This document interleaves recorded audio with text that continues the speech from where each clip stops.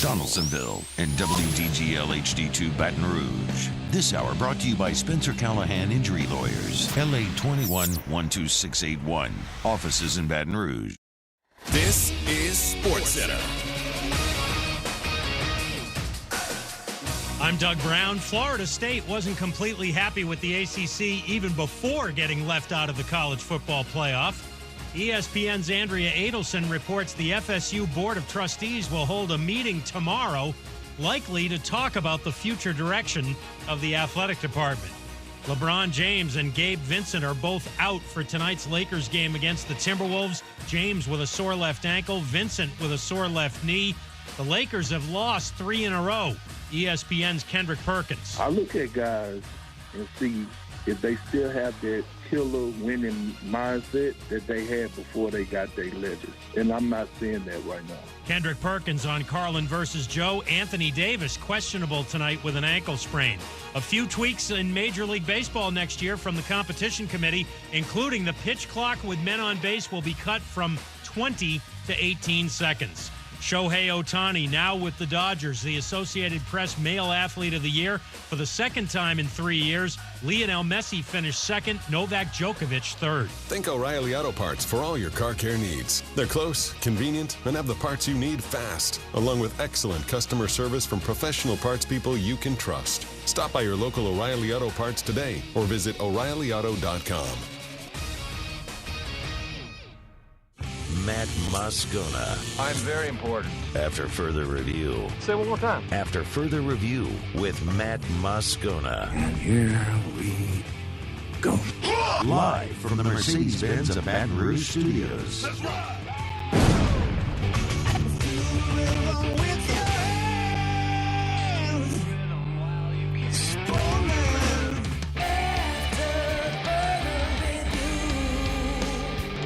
And off we go. Welcome aboard. Glad you're with us. It's AFR, presented by the Aesthetic Medicine and Anti-Aging Clinics of Louisiana. I'm Matt. Hey, shut up, kid. Taylor Sharp.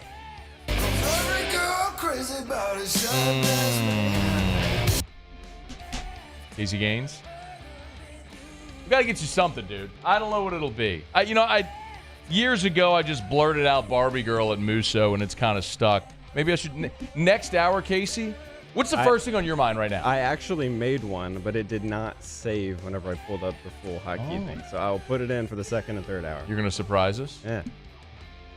Do I get to decide, or are we just sticking with whatever you decided? I'll play it. If you like it, we'll keep it. Okay. If you got something better, then we'll switch it up. Fair enough. Wait, he's not on. Go ahead. Wait, he's not on. Judging by what he did with Musso, don't let Matt pick. No, maybe pick your own. See, I'm going to respectfully disagree there. And I've told Musso many times he could change it, but that has become synonymous. The Barbie Girl drop is synonymous with Musso, is it not? And no, it is. It is for sure. I tell him all the time, if you could find something that is largely mundane and forgettable and make it memorable, that's a great achievement in radio. And we did that with. We got him a date. Now, it took like 5 years in the making, but we got him a date to an Aqua concert because of that drop. All right, we'll see if we can do the same for Casey at some point. All right, glad to have you aboard with us here. Lock it up. Championship. Saints tonight playing in L.A. against the Rams. We got a lot to talk about to preview this game, but oh my goodness, bet your entire life savings on the New Orleans Saints tonight. You know why? Taylor, you know why? Why is that? You see what they're wearing? Are they wearing the alternate uni? They're going with the color rush. But not just the color rush. They're ditching those hideous black helmets and going with the OG color rush. The white on white color rush with the gold helmet. Now, they're getting rid of the Saints all time, by the way, with the black helmet. They ruined this beautiful color rush by throwing that hideous black helmet on it. And the Saints are 0-3 all time when wearing those black helmets. Don't tell me there ain't bad juju with them things. The football gods know what looks good and what does not. And those black helmets are hideous. They're awful. And the Saints color rush uniforms are gorgeous. If they would actually match up the gold font on the numeral and the helmet, it would be perfect. It would literally be the best white uniform, the best road uniform in the NFL if they would do that. Maybe next year. Burn the black helmets forever. The pant stripe with the black and gold, it's so good. My goodness, I love it. So anyway, Saints. We'll talk plenty of Saints-Rams tonight. Mike Triplett in hour 3. Sam Spiegelman 1 hour from right now. We'll get sort of a national perspective on signing day. And Ross Dellenger in 10 minutes. I want to start, if I could, though, here with a little bit of developing news. There is a report from Pete Sampson and Bruce Feldman over at The Athletic. And if you're not familiar, Pete Sampson has covered Notre Dame for a long time. Bruce Feldman, of course, is a national college football writer, both at The Athletic. And they are reporting that Notre Dame is targeting LSU offensive coordinator Mike Denbrock to be their offensive coordinator. The tweet a bit ago from Bruce Feldman, intriguing potential fit at Notre Dame for the vacant OC job, bringing back LSU OC Mike Denbrock, who ran the nation's #1 offense. Also, his work with the quarterback run game might fit well with Riley Leonard. Again, that was Bruce Feldman earlier today here on Thursday. Now, I know what a lot of you are thinking. It's going to be Matt. Well, did Mike Denbrock sign a contract extension with LSU? No. So let me fill in what I know as of right now. And again, there's been nothing from LSU. There's been nothing from Mike Denbrock. I've pried a little bit today to try to find out what I can here. Here's the bullet points and what I can tell you about Denbrock in this situation with Notre Dame. Okay. Number one, let's talk about Denbrock's the new contract with LSU. Okay, he initially signed a 3-year deal with LSU, just finishing year 2, and it paid him in the mid ones. I believe it was 4, 5, 6 as it escalated each year. The contract. The new deal would make Mike Denbrock one of the highest paid coordinators in the country. He was the offer from A&M reportedly would make him the highest paid coordinator in the country. Mike Denbrock was up in Arkansas for the Broyles Award that Monday, Tuesday, the 4th and the 5th. On the 6th, Wednesday the 6th, is when Denbrock and LSU agreed to their contract extension. Every contract must be approved by the Board of Supervisors before it can be signed and enacted. Well, the Board of Supervisors met on Friday, December the 8th, so only 2 days after. There was not enough time to draft that contract, get it looked over, present it to the board. The next board meeting isn't until February 23rd, at which point, presumably, Mike Denbrock's contract extension would come up for a vote. It, of course, would be rubber stamped. He'd sign it, and then he would operate moving forward under his new deal. But as of right now, technically, they have an agreement in principle, a verbal agreement on a new deal, but he has not signed his new contract because it has not yet been approved by the Board of Supervisors. That won't happen until February. So that's an important note just when you talk about Mike Denbrock's contract. The situation is something interesting as well. So it's worth mentioning Mike Denbrock's history at Notre Dame. He had 2 different stints in South Bend. In the mid-2000s, early 2000s, excuse me. He was there from 02 to 04. He left and then returned with Brian Kelly in 2010 and was there from 10 to 16. So 2 different stints. Mike Denbrock, very familiar with South Bend. He's also from the state of Michigan. His hometown's only about 2 hours from South Bend. Now, Mike Denbrock has a wife and a young son. His wife is from New York State. And his son is young and really only knows Cincinnati, where Mike Denbrock was before he came to LSU. So the family doesn't really tie home to Michigan or that area. But for Denbrock, there's a lot of familiarity with Notre Dame and with that area. So there's that point of it that makes sense as well. So there is that tie, right, as well. The real big question is one more sort of circumstantial piece is the agent for Mike Elko, the new head coach at Texas A&M, is the same agent that Marcus Freeman has at Notre Dame. So the same agent that just negotiated on Mike Denbrock's behalf with A&M, and ultimately Denbrock decided to stay at LSU, is also familiar with those negotiations, can talk to Freeman and sort of work the best deal. And by the way, that's what a good agent does. A good agent is always seeking the best possible deal, situation, best possible contract for his or her client. If you're not doing that at all times, then what are they paying you for? You should always be seeking the best possible deal. So this is a good agent doing what a good agent should do. And I have no doubt also that Freeman would be interested. Remember, there's another tie. Marcus Freeman, when he was the defensive coordinator at Cincinnati under Luke Fickell, that was the same time that Mike Denbrock was the offensive coordinator at Cincinnati under Luke Fickell. So you can tell coaching is very incestuous, and there are a lot of connective tissues here. I would tell you this: Mike Denbrock to Notre Dame makes infinitely more sense than Mike Denbrock to Texas A&M. The A&M interest made sense because A&M was all in. Now it is worth mentioning, Mike Elko had been at Notre Dame. Now, Elko and Denbrock did not overlap in South Bend. Elko got to South Bend the year after the year Denbrock left. So they did not overlap. But there's familiarity there, obviously.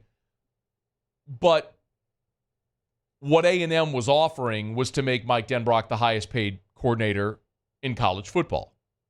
And he turned that down to stay at LSU. It's hard to fathom Notre Dame coming with a better offer than what I was told Texas A&M offered Mike Denbrock. And clearly, Denbrock took less to stay at LSU. As I understand it, the deal LSU gave him was not more than what A&M gave him. It was just enough to incentivize him to stay with his lifelong friend Brian Kelly at a place where they're building, having success. Again, his family is comfortable here. There's a lot of reasons why Denbrock was eager to and or willing to stay at LSU. So what's the differentiator that Notre Dame can offer that A&M couldn't? I don't know. Again, maybe it's just the fact that Denbrock's been in South Bend before, his hometown is close. Maybe that's it. But this is purely speculative on my part. I find that hard to believe. Listen, until the ink is dry on contracts and there's a coach standing at a podium, these things are never done. We've just seen it so many times. And even there are times where coaches are standing at a podium. Remember the Alabama softball coach that LSU had hired and then a day later goes back to Alabama?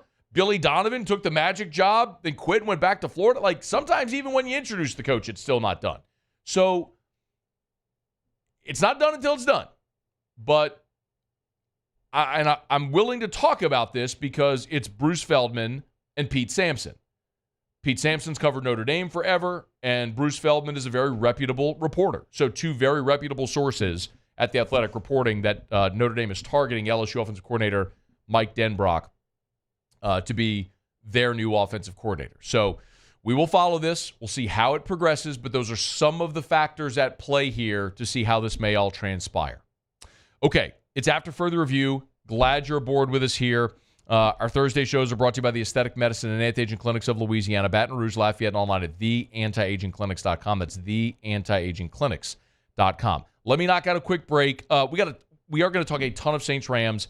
I had a quick window, though, to get Ross Dellenger in here, so we're going to do that next because Delly had an interesting report about Florida State trying to jump out of the ACC. I'm going to give you the absolute latest on that from Dellenger. When we come back, it's AFR. AFR. Glow Resources, complete employer solutions. Go to glowresources.com. That's GLO, glowresources.com. If you are a business owner, and as we head toward 2024, if 2024 is the year you're going to get out of the hiring rat race, you're going to stop throwing darts blindfolded, you're going to stop guessing and hoping you get it right, you're going to stop wasting so many resources tinkering and trying different things, and you're going to get it right the first time, then you need to call Glow Resources. Listen, Glow Resources, they don't work for the employee. They work for you, their client, the business owner, the employer. They're there to find you complete employer solutions. If you need skilled blue-collar labor, yes, Glow Resources can help. They have a white-collar division as well. So if you need, accounting services, if you need management, they can do everything from interviews to hiring, the entire process. It's Glow Resources. Visit them online at glowresources.com. GLO, glowresources.com.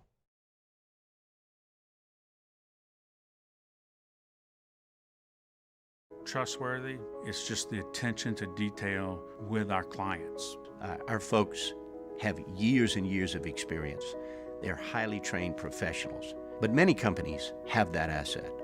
What I'd like to think makes Luba a bit different is that we use those talents in a way that truly is dedicated to serving the needs of the folks who depend on us. Bayou Chrysler Dodge Jeep Ram has $10,000 off MSRP on new 23 Jeep Grand Cherokee, $10,000 off new Jeep Grand Cherokee, and all new Bayou Automotive vehicles come with a 1 million mile warranty. The crew at Bayou Automotive is going to do right by you.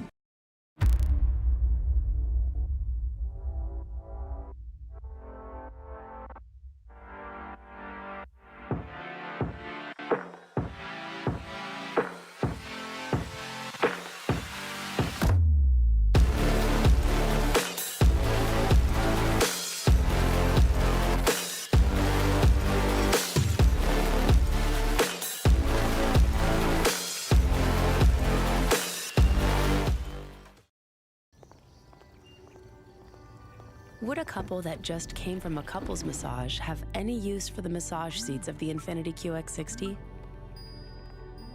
Yes, it appears they would. With driver and passenger massage seats, mute all your notifications and feel infinitely you.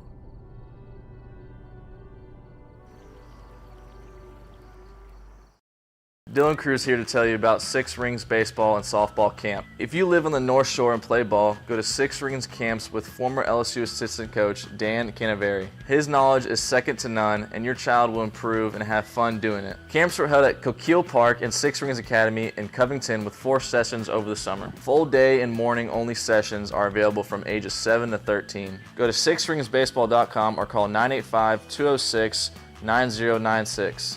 Learn the game to love the game.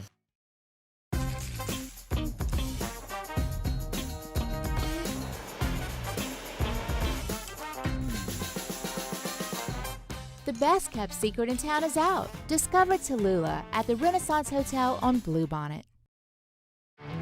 There it is, the extra mile, on the border of expected and extraordinary for those willing to go further, like vans customized for work or play, with safety and tech to keep you connected, supported by a 5-star sales, service, and finance team, and backed by the 1-star you know. So go the extra mile. It's never crowded because so few have.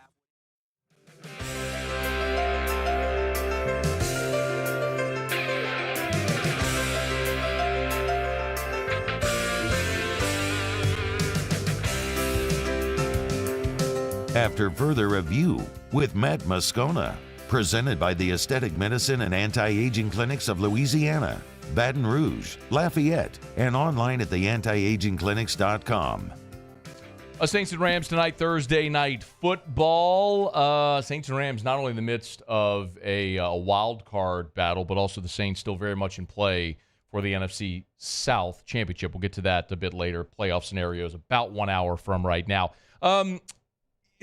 Look, we're just a few weeks removed from an historic omission where Florida State was left out of the college football playoff despite being a Power 5, an undefeated Power 5 conference champion, and now Florida State is exploring very openly all of their options. Our buddy Ross Dellenger, good enough to join us here for a couple of minutes.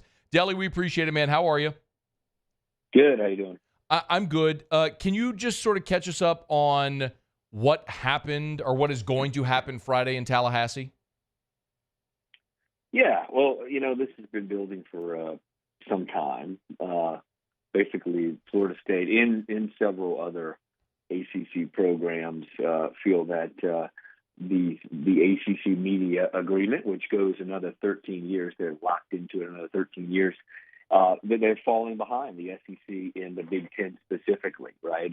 At some point, Matt, not in the too distant future, ACC teams will be earning around half of what SEC and Big Ten teams will be earning in distribution from their media rights deal. So the answer to that for many ACC programs is get the heck out of the league. The problem is they've signed a grant of rights that binds the schools together in the media company, ESPN, together. In Florida State has made it known over the last several months, especially, that it is working to get out of the grant of rights. It's trying to find a way out. It's been studying it. It has sent it in Clemson, in probably other ACC schools, have sent personnel to Greensboro where they keep the grant of rights document, which is only a couple pages long, poring over it, trying to ascertain if they can get out of it. In what is happening tomorrow at a board meeting down there in Tallahassee, the FSU Board of Trustees, is they're taking what maybe gets called the first real step into getting out of the grant of rights, which is approving for the school to file a legal claim, probably what's called a declaratory judgment action, to get out of the grant of rights through the court process. And that's what they'll be discussing at tomorrow's board meeting, and will probably be approving the school to do that. Did FSU's, because Ross, just outside looking in, it feels like that conversation about Florida State, Clemson, North Carolina, trying to leave the ACC, it kind of quieted down a bit. Am I reading too much into it to say Florida State's omission from the college football playoff is the thing that kickstarted this again?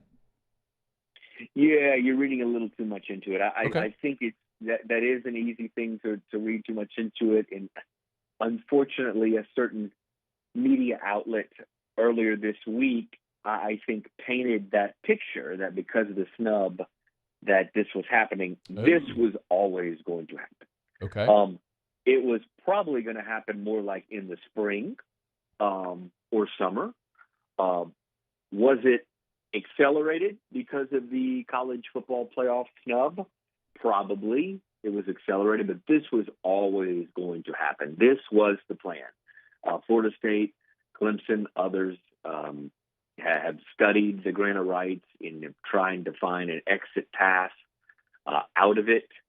And I think a lot of ACC programs knew, Florida State was being the most public about it. And so I think a lot of ACC programs knew that they could wait and see what happens with Florida State first before they take their action. I think that's what's happening here. So this was a part of a plan that was always going to happen, because even though many lawyers you talk to say that this grant of rights is ironclad, there are specifically two groups of lawyers conveniently located in Clemson, South Carolina, and Tallahassee, Florida, who would tell you that it's not ironclad, and they've had for months now. So it was always the plan to go forward and try to get out of this legally. And what they really want, Matt, here is, a court case can last months, if not years.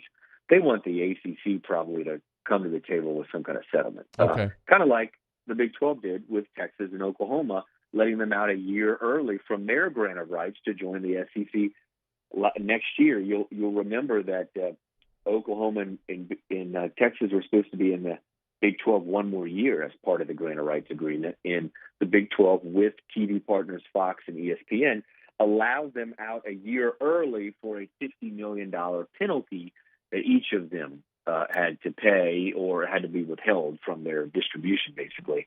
But that's a year early. Right? We're talking about 10, 12 years early. 13 years early, yeah. Right. All right. Ross Dellenger, Yahoo on Twitter, at Ross Dellenger. Give him a follow. So you keep mentioning several other schools, right? But the board meeting on Friday is just Florida State. Is this Florida State, like, sort of going with machetes in hand into the wilderness, trying to pave the trail so everyone else can follow? Or should we expect similar action from the boards at these other schools? Oh, well, I mean, both of those things can be true. I think this is Florida State, being the first in line, right? To try to get out of this. Think of it like a couple getting divorced, right? And they're trying to be the first to kind of clear the way here for potentially others to do the same thing. And if all those others would do the same thing, they would have to have board meetings such as this and go through maybe a similar process, right.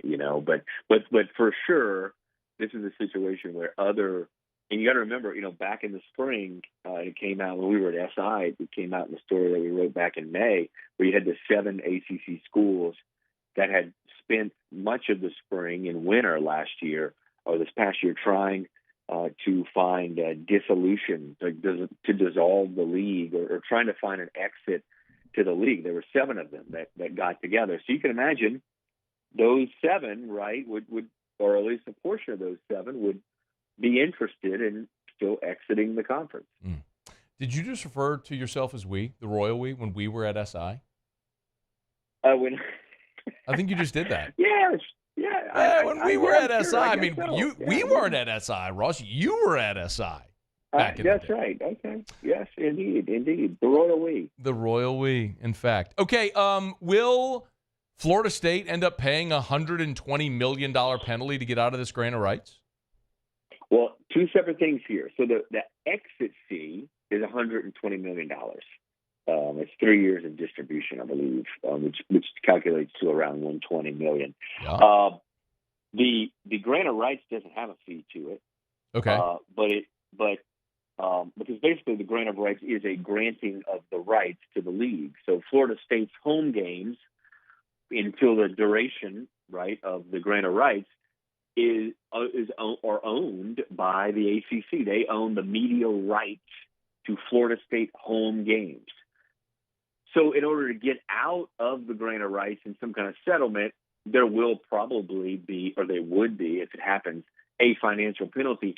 That's not something set in stone, but you can look at, annual distribution and determine that. The annual distribution for the ACC TV money is around mid-30s to $40 million.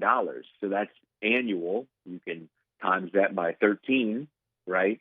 To get a number, I'd listed in my story that, the thinking is as much as $500 million, billion with a B, 500 million, basically. Oh, how badly do you want to leave your conference? Here's $500 million. Oh, my God. Ross Dellenger, Yahoo. All right, last thing. If these schools do leave, where do they go?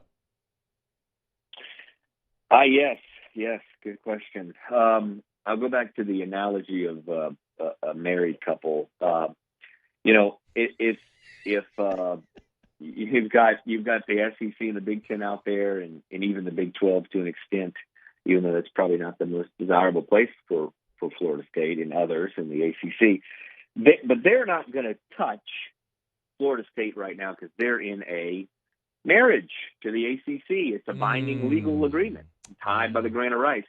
But if they were able to begin at least to separate in divorce from that marriage, that makes them somewhat on the market. And then maybe that there's an interest level there from those leagues. There doesn't seem to be now, but again, Florida State's locked in a legal situation right now, and nobody wants to mess with that, right? So if they get out of that, or while they're getting out of that, if they make it clear they're going to get separated from it and have this divorce final, I don't know. You never know what interests lie. Remember, Matt, the Big Ten on Media Day, Tony Petitti, the commissioner, got up on the podium at Big 12 Football Media Day in this probably around July 24th or 25th, somewhere around there. And he said basically that we're done with expanding, right? 1 week later, they added Oregon and Washington. So when push comes to shove in TV, right, TV says we'll give you more money to add these teams. It tends to happen. Yeah. Ross Dellenger, great stuff as always on Twitter at Ross Dellenger, Yahoo Sports. Go read his stuff. All right, Delly, a Merry Christmas. We appreciate it. Hope I see you soon. We'll drink some brown water. Sounds good. All right. Happy holidays. See ya. See ya. That's Ross Dellenger. I'm so glad I don't have his job. We're brought to you by DraftKings, official sports betting partner of the NBA. If you want to get in on the NBA action, you can do so right now. New customers, this is a great night to do it because you got Thursday Night Football. So here's what you do. If you're a new customer, download the DraftKings Sportsbook app. Use the promo code Baton Rouge, one word, Baton Rouge. Make a $5 NBA bet. Any bet. Money line, spread, parlay. Well, not a parlay. Money line, spread. I guess it could be an NBA parlay, sure. Any $5 NBA bet. They'll give you $150 in bonus bets instantly. You could take that $150 and bet it on anything. So make a $5 NBA bet, get your $150 in bonus bets, and then bet on Thursday Night Football with the Saints and the Rams or bowl games or whatever you want to bet on. It's DraftKings, official sports betting partner of the NBA. Do it right now. Download the DraftKings Sportsbook app. Use the promo code Baton Rouge. Make a $5 NBA bet. They'll give you $150 in bonus bets instantly. That's only at the DraftKings Sportsbook. The crown is yours. 21 plus, physically present in Louisiana. Select parishes only. Bonus bets expire 168 hours after issuance. Eligibility and deposit restrictions apply. Terms at sportsbook.draftkings.com/basketball terms. Licensed partner Golden Nugget Lake Charles. Gambling problem? Call 1-800-GAMBLER or 1-800-426-2537. Okay, y'all, it is after further review, and we are glad to have you aboard with us here. In lieu of a traditional around the SEC, there's a couple of things I want to get to from LSU's football practice earlier today and the absolute latest on Saints, Rams availability, who's in, out tonight for Saints and Rams on Thursday Night Football. And Sam Spiegelman in 30 minutes. Signing day was yesterday. We talked plenty about LSU. I want to talk about SEC and national. What were the biggest storylines from signing day? Sam Spiegelman will be here in 30 minutes from right now. Stick around with us here. It's AFR. AFR. Get Gordon and get it done. Gordon McKernan Injury Attorneys. You know where to find them on Twitter at Get Gordon, on Facebook at Get Gordon, on Instagram at Get Gordon, on TikTok at Get Gordon, or you can always go to getgordon.com. That's getgordon.com. As we head toward the holiday and a new year, I remind you all the time, if you've been in an accident, it's not your fault. Do what injured people in our state have done for more than 30 years. Get Gordon and get it done. No matter where you are in Louisiana, you can give them a buzz at 888-8888, 888-8888, or go to getgordon.com. Yo, don't go it alone. It's just not worth it. You could try to handle things yourself, but honestly, it's just not worth it. Let Gordon and his team get what you deserve from the insurance company if you've been injured.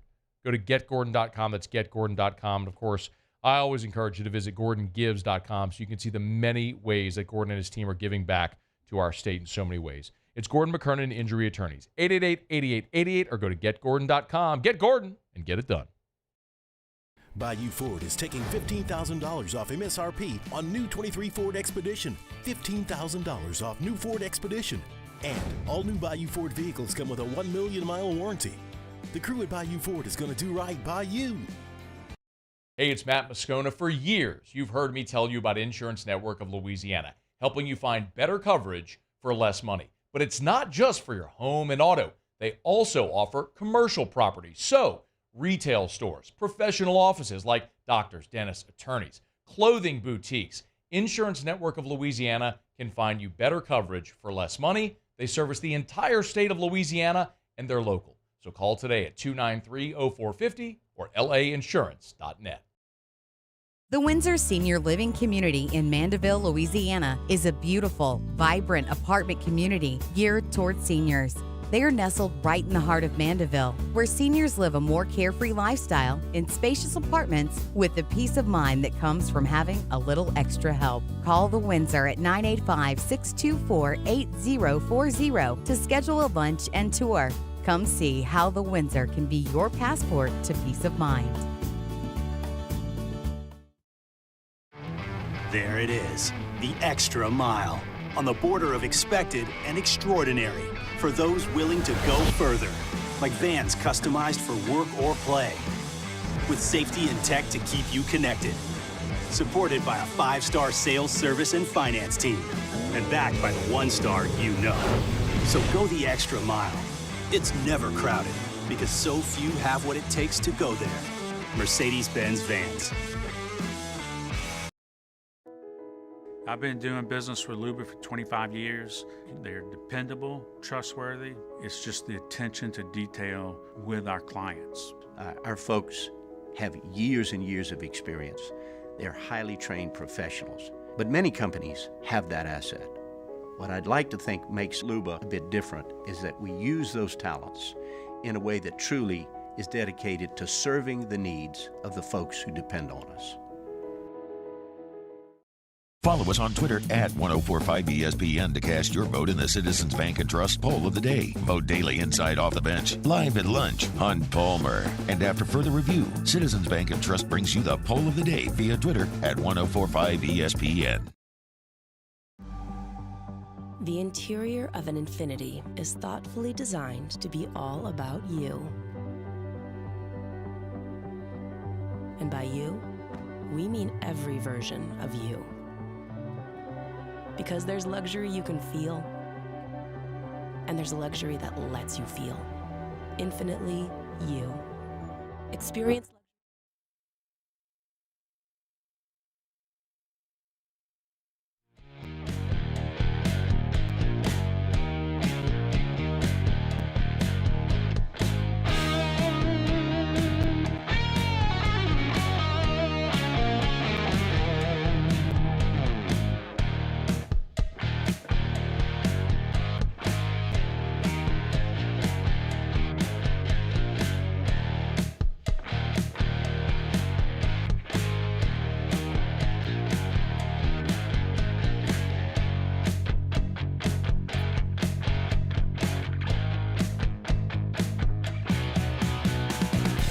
After further review with Matt Moscona, presented by the Aesthetic Medicine and Anti-Aging Clinics of Louisiana, Baton Rouge, Lafayette, and online at theantiagingclinics.com. Oh my God, did y'all see what Dion Smith was driving yesterday?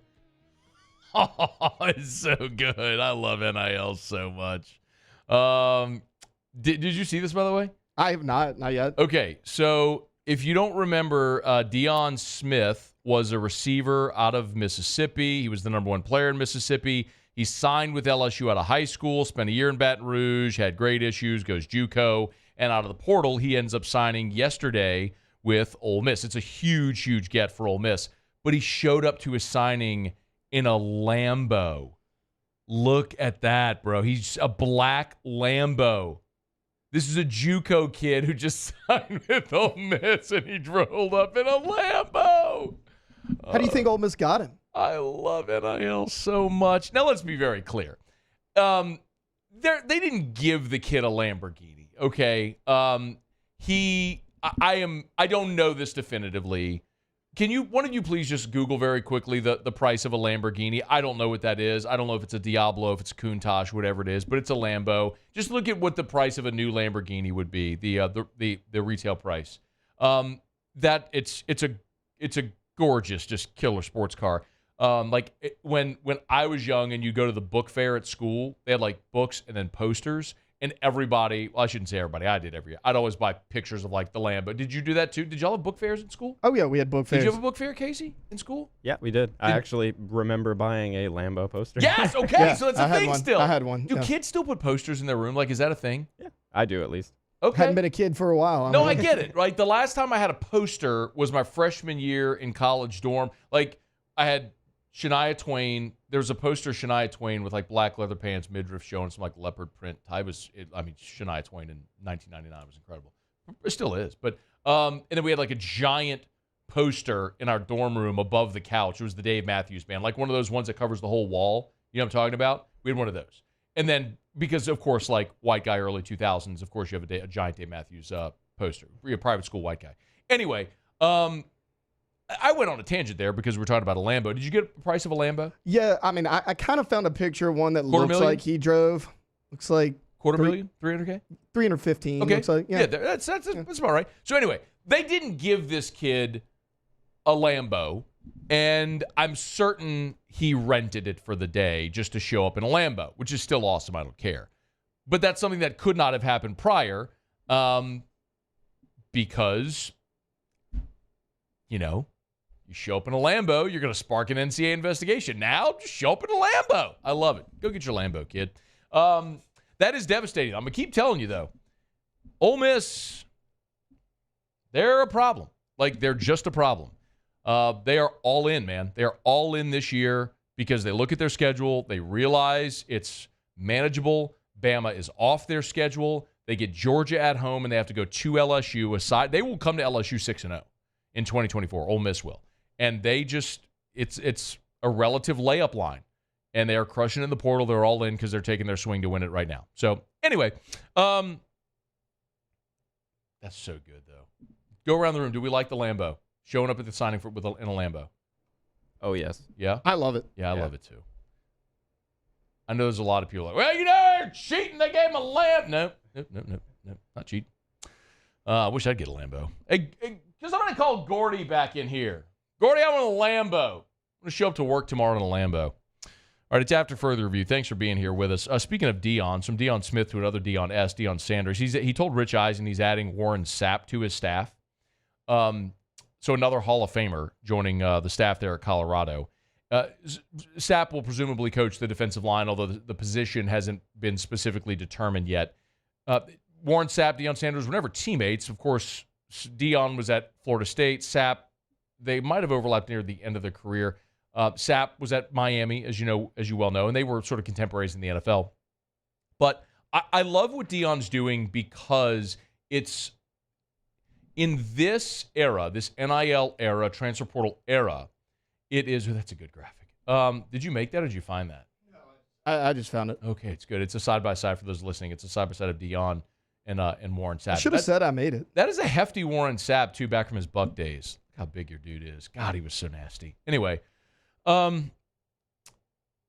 It's interesting what Dion's doing, of course, and look, they took a lot of flack because of the way the season finished, but I'll remind you, that was a program that won one game a year ago. They quadrupled their win total in a year. In any other scenario, that's astonishing. So, great job, Dion, year one, but he's doing it in a different way. Like, if you go look at recruiting rankings from yesterday of the high school class, Colorado is 98th in the country. 98th. 9-8, just too shy of 100. 98th. They have 6 high school signees. 6. He is going all in on the portal.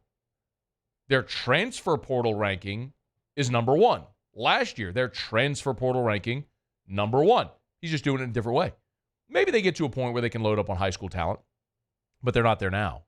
And because he's not trying to build it slowly, he's trying to win now. And he's got Shedeur back, and he's got Travis Hunter back, and Shiloh, and they're trying to win now. He's got to go fix his offensive line and get some better defensive players, and you add Warren Sapp, you add a lot of cachet. But he said it. Dion has said it. Like, they're not out there slinging cash, paying a bunch of dudes. It's, do you want to come here and work on a degree and get to the pros? And the cachet is playing for Dion and Warren Sapp and all these guys like that. And, you'll have A-list celebrities on the sideline for every game, and there's going to be an appeal for a lot of those guys. So we'll see how it all works out. It's just I don't know if it will work with Dion in Colorado long-term, but it's a fascinating test case. I mean, I'm sitting here in downtown Baton Rouge, broadcasting across the state of Louisiana, and we're talking about Colorado football the day after signing day. Like, in what reality would that ever happen other than Dion Sanders being there, hiring Warren Sapp? They're interesting. It's an undeniable truth. The same reason they're interesting to us is why they're interesting to recruits, and there's going to be kids who go and play there. All right, it's After Further Review. Normally when we go around the SEC, we're presented by Gulf Coast Office Products. Shout out to our guy Trey Beal and our friends at Gulf Coast Office Products online at gcopnet.com. gcopnet.com for Gulf Coast Office Products. Face-to-face sales, service after the sale, that's what you always get at Gulf Coast Office Products. gcopnet.com. All right, y'all, it is After Further Review. Coming up in about 30 minutes, I want to get to the Saints playoff scenarios to break down. The most obvious one is you go win tonight.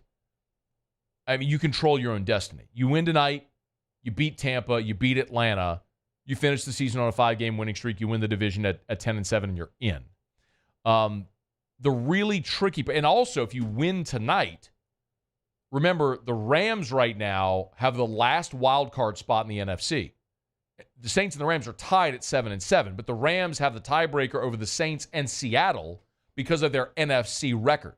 So a win tonight for the Saints, even if you lose next week, a win tonight for the Saints could position you very well for that last wild card spot. So there's a ton on the line tonight. Short week on the road in LA. I get it. By the way, Shohei Ohtani is going to be there tonight at SoFi. New Dodger Shohei Ohtani will be there tonight. So a lot of stars will be out. Expect that when you're watching on Prime today, NFL on Prime. All right, it's After Further Review. Quick break. Come back. Fantasy Blitz. Darren Tietkin will join us. Before you set your fantasy football roster, check out our guys at whotostart.net. That's who2start.net. We'll get Darren in here next to answer your fantasy football questions. So line them up and get them in. It's AFR. AFR. AFR is brought to you by the Watermark Hotel and the Renaissance Hotel, two amazing hotel properties in Baton Rouge, the Watermark downtown, the Renaissance Southtown. I want to keep reminding you, of course, the holidays are here. If you got family coming in, they can always stay at the Watermark or the Gregory. And remember, if you're looking for something to do on Christmas Day, you wake up, you found out what Santa brought you, you empty the stockings and all that good stuff, and then what are we going to do for lunch? How about the Gregory?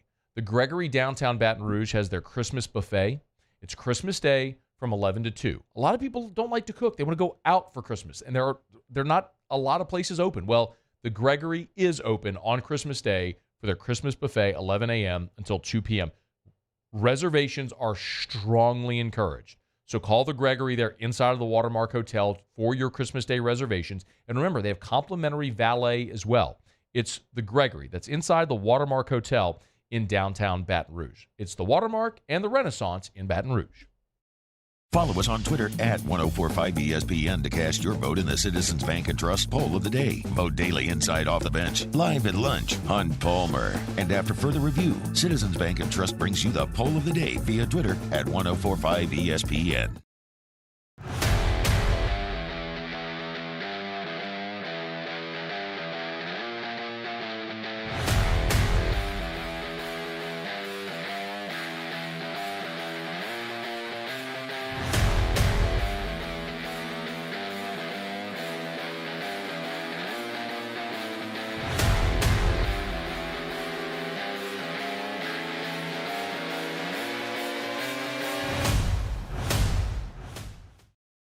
Thank you, Acadiana, for over 56 years of allowing Corval Toyota in Opelousas to take care of you and your automotive needs. Enjoy this holiday season with family and friends. From the Corval Toyota family to yours, Merry Christmas and Happy New Year. At Relief Windows, we're more than windows. We're windows, doors, hardy plank, and vinyl siding. But our number one product is always customer satisfaction. Visit us online at reliefwindows.com. Electricity is all around us, and our families depend on it. Every day is sparked by the power of a cold drink or a warm meal, a movie night, and a comforting light at the end of a dark hallway. From sunrise to sunset, playtime to bedtime, our team is ready to take care of your electrical needs, even in the case of an after-hours emergency. The light in your life shines brighter with Mr. Electric. Dylan Cruz here to tell you about Six Rings Baseball and Softball Camp. If you live on the North Shore and play ball, go to Six Rings Camps with former LSU assistant coach Dan Canaveri. His knowledge is second to none, and your child will improve and have fun doing it. Camps were held at Coquille Park and Six Rings Academy in Covington with 4 sessions over the summer. Full day and morning only sessions are available from ages 7 to 13. Go to sixringsbaseball.com or call 985-206-9096. Learn the game to love the game. Would a couple that just came from a couples massage have any use for the massage seats of the Infiniti QX60? Yes, it appears they would. With driver and passenger massage seats, mute all your notifications and feel infinitely you.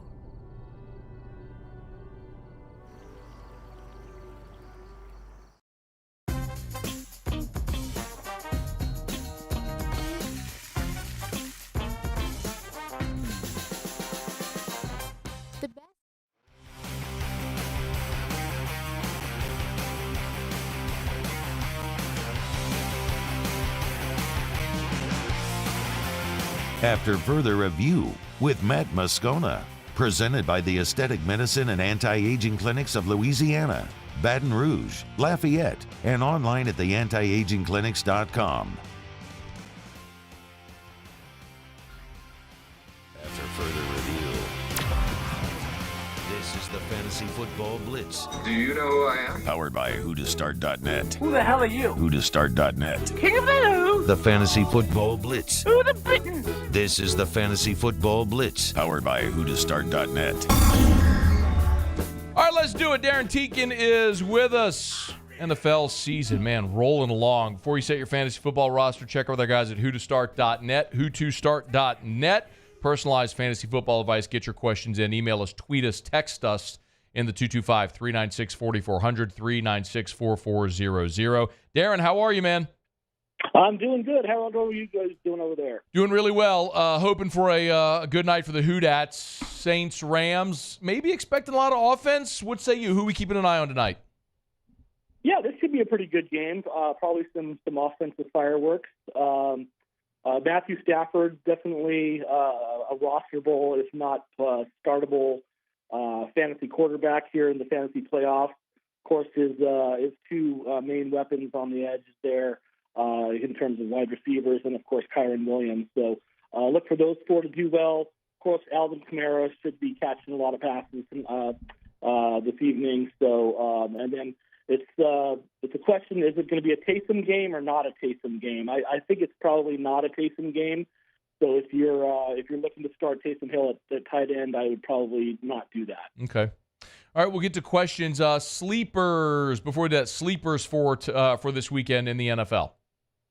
Yeah, I've got a little bit of a holiday three-pack for you. Okay. Quarterback Nick Mullins for the Vikings. Look for him to probably get into a shootout with the Lions, so he could help you out if you're hurting at quarterback. Running back we like is Tajay Spears. He's been in timeshare with Derrick Henry, but now that they're out of playoff contention, they might want to see what they have in him. So he could be a good start this week in a flex spot. And then finally, Tyler Boyd for the Bengals with Jamar Chase out could serve as Jake Browning's safety net there for the Bengals offense. All right, let's get to your questions for Darren Teakin. Before you set your fantasy football roster, check with our guys at whotostart.net. That's numeral 2, whotostart.net. You can tweet me at Matt Moscona. That's at Matt Moscona. Or you can jump in the Bayou Ford YouTube chat or text 225-396-4400, 396-4400, 396-4400. Let's start with this one from Christian Lewis, who said, who to start? PPR League. He's got Brock Purdy or Gardner Minshew. Yeah, I'm going with Purdy. He's just been putting up too many good numbers. I wouldn't let the matchup fool you or scare you away there against the Ravens. They're a great defense, of course, but Purdy in that Niner offense has been humming, so I would go with Purdy there. Cade Chamberlain, he's got said who started. He's got James Conner, Bijan Robinson, Breece Hall, or David Montgomery. That's a who to sit. He needs 3 of those 4. So James Conner, Bijan Robinson, Breece Hall, David Montgomery. Who you sitting? I think you're probably sitting probably Montgomery there, just because I think I see this more of a Jahmyr Gibbs game for Detroit. Montgomery is kind of it does get the goal line carry, so you could probably get a touchdown out of him, but I don't see a lot of yards out of him, so I'd probably roll with the other 3. Njoku or Kittle, who to start? Man, we have them real close in our rankings, if I recall correctly. Kittle, I'm going to Njoku there. He's just been too hot. Joe Flacco really likes him. He's become kind of the 1A or 1B option along with Amari Cooper there for Joe Flacco. So I think you're leaning Njoku there. Better matchup. See if we can add a couple of more in here. Let's see. Ryan Gonzalez. This is a who to sit. It's a PPR league. He's got DeAndre Hopkins, Chris Olave, Amari Cooper, or Josh Jacobs. Who you sitting there, Darren? Well, I want to see what Jacobs' injury status is. If he's 100%, if he's been practicing in full, you can't sit him. If he's been a limited practice participant or maybe not even practicing at all, he might be an option to sit there. If he is good to go, I think you might sit Hopkins there. But if Jacobs doesn't play or if he's questionable, you might want to sit him instead. All right. Grayson says, who to start, Tua or Jake Browning? Yeah, I'm going Tua there. That's going to be a shootout with the Cowboys. We're going to see which the teams that can't beat good teams end up beating the other teams. So, right. I like Tua there. Last one for you is from John, who says Mahomes or Mayfield. Who to start?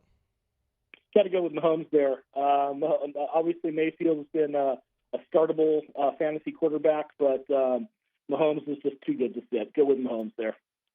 He is Darren Tietgen, hoot2start.net. That's hoot2start.net with the numeral 2, hoot2start.net. Before you set your roster, check out their guys at hoot2start.net. Darren, we appreciate you, man. All the best. Thanks. Thank you. Happy holidays. Same to you, man. Very Merry Christmas. We're brought to you by South Point Volkswagen, southpointvw.com, new and certified pre-owned in Baton Rouge and online at southpointvw.com. That's southpointvw.com. We are 2 years to the day from when I had my car wreck on the bridge where I got rear-ended by a full-size pickup truck in my Volkswagen Atlas. And his car was totaled. Mine wasn't. Another reason why driving one of the safest vehicles on the road gives you tremendous peace of mind, but also stylish, affordable, all the technology, and manufactured right here in the U.S. of A. Louisiana's largest volume Volkswagen dealer is South Point Volkswagen. Airline just north of Highland, or online at southpointvw.com. That's southpointvw.com for South Point Volkswagen. What's your direction? Okay, it's after further review. Hour 2's coming up straight after SportsCenter. We will get to our Saints playoff scenarios. Wilson Alexander was at LSU practice. He'll be here in Hour 3, as will Mike Triplett. Sam Spiegelman, a little national perspective on recruiting when we come back to kick off hour number 2. AFR. AFR is brought to you by Michelli Weighing and Measurement, Michelli.com, with more than 30 offices across 11 different states. You're never far from a Michelli location. The great news about Michelli is not only are they nearby, but you can always ship your precision measurement devices to Michelli, or they can come get them from you. Like, that's also true. Why pack up your devices, ship them to a calibration lab in Chicago? Something that could take days with Michelli could take weeks with another company. Call them, they'll come by, pick up your devices, bring it back to the calibration lab, calibrate it, return it to you in a matter of days. It's about making you more efficient. It's about doing business face-to-face. I love telling this story. Joel McMullen and his son Sean played baseball at LSU, came up to go to an LSU baseball game with us last year. They stopped from Harahan between Baton Rouge, all of their different clients, just for a little FaceTime. It's how it's done. It's how it's been done for more than 70 years. Michelli Weighing and Measurement. Michelli.com.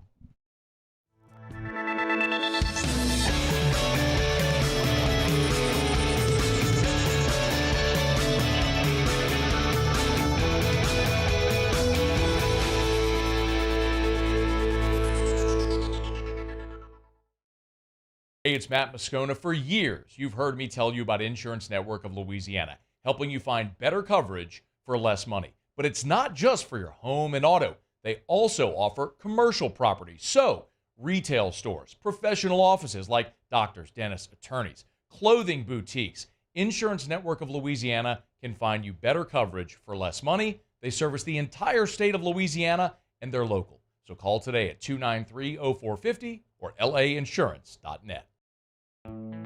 The importance of doing this fortified program and offering it to people down here is, number one, the only real chance you're going to get to do this is when you put on a new roof or build new. And through companies like HUDCO, who's kind of leading the way in this thing, it's going to offer the customers a huge advantage in the insurance market and the price of their insurance. You know, we're not looking to make a fortune off fortifying. We're trying to give you a better product than our competitor at the moment. I'm trying to do something that he can. I'm trying to give you something better. So a lot of these insurance jobs, you're getting a re-roof, you're only paying your deductible. Let's sit down and talk about the fortified and let's see what it does to your insurance premium. You're getting a steal. Yeah. You're getting a brand new roof and a fortified certificate for your deductible, essentially. And I think we're rocking and rolling.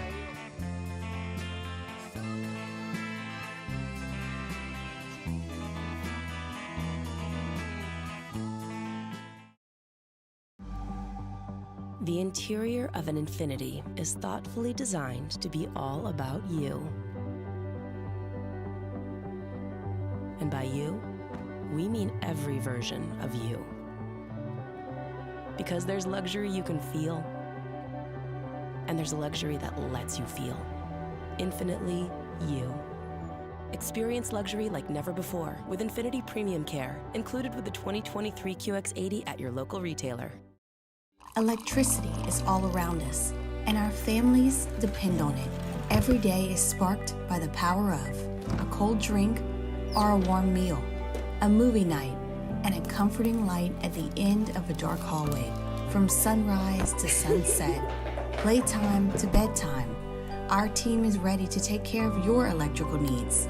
Even in the case of an after-hours emergency, the light in your life shines brighter with Mr. Electric. At Relief Windows, we're more than windows. We're windows, doors, party plank, and vinyl siding. But our number one product is always customer satisfaction. Visit us online at reliefwindows.com.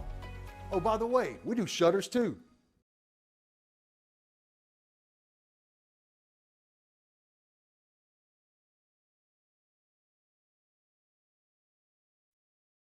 This is SportsCenter. I'm Doug Brown. ESPN's Andrea Adelson reports the Florida State Board of Trustees will hold a meeting tomorrow. They're expected to talk about the long-term future of the athletic department.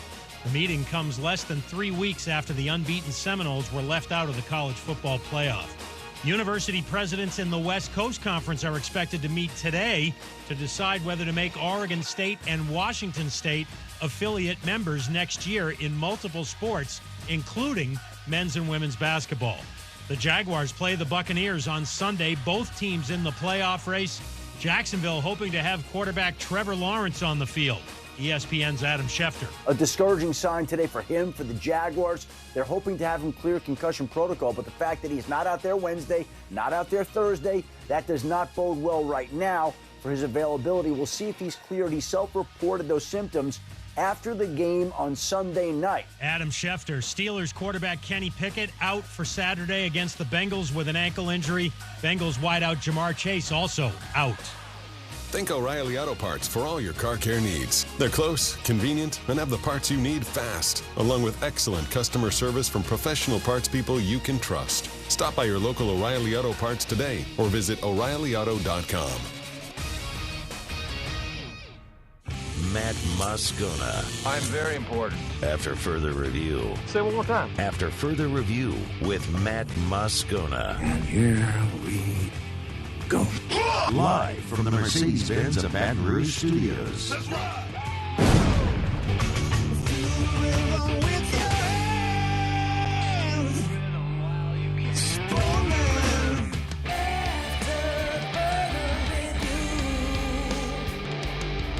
Hour 2, off we go. Welcome aboard. Glad you're with us. It's AFR, presented by the Aesthetic Medicine and Anti-Aging Clinics of Louisiana. I'm Matt.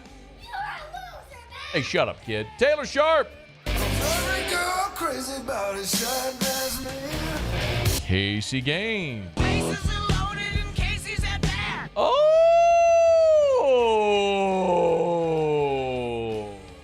I like it. Digging it? I like. Now that right there is someone with rock in his blood. And Mr. Toby Tomplay.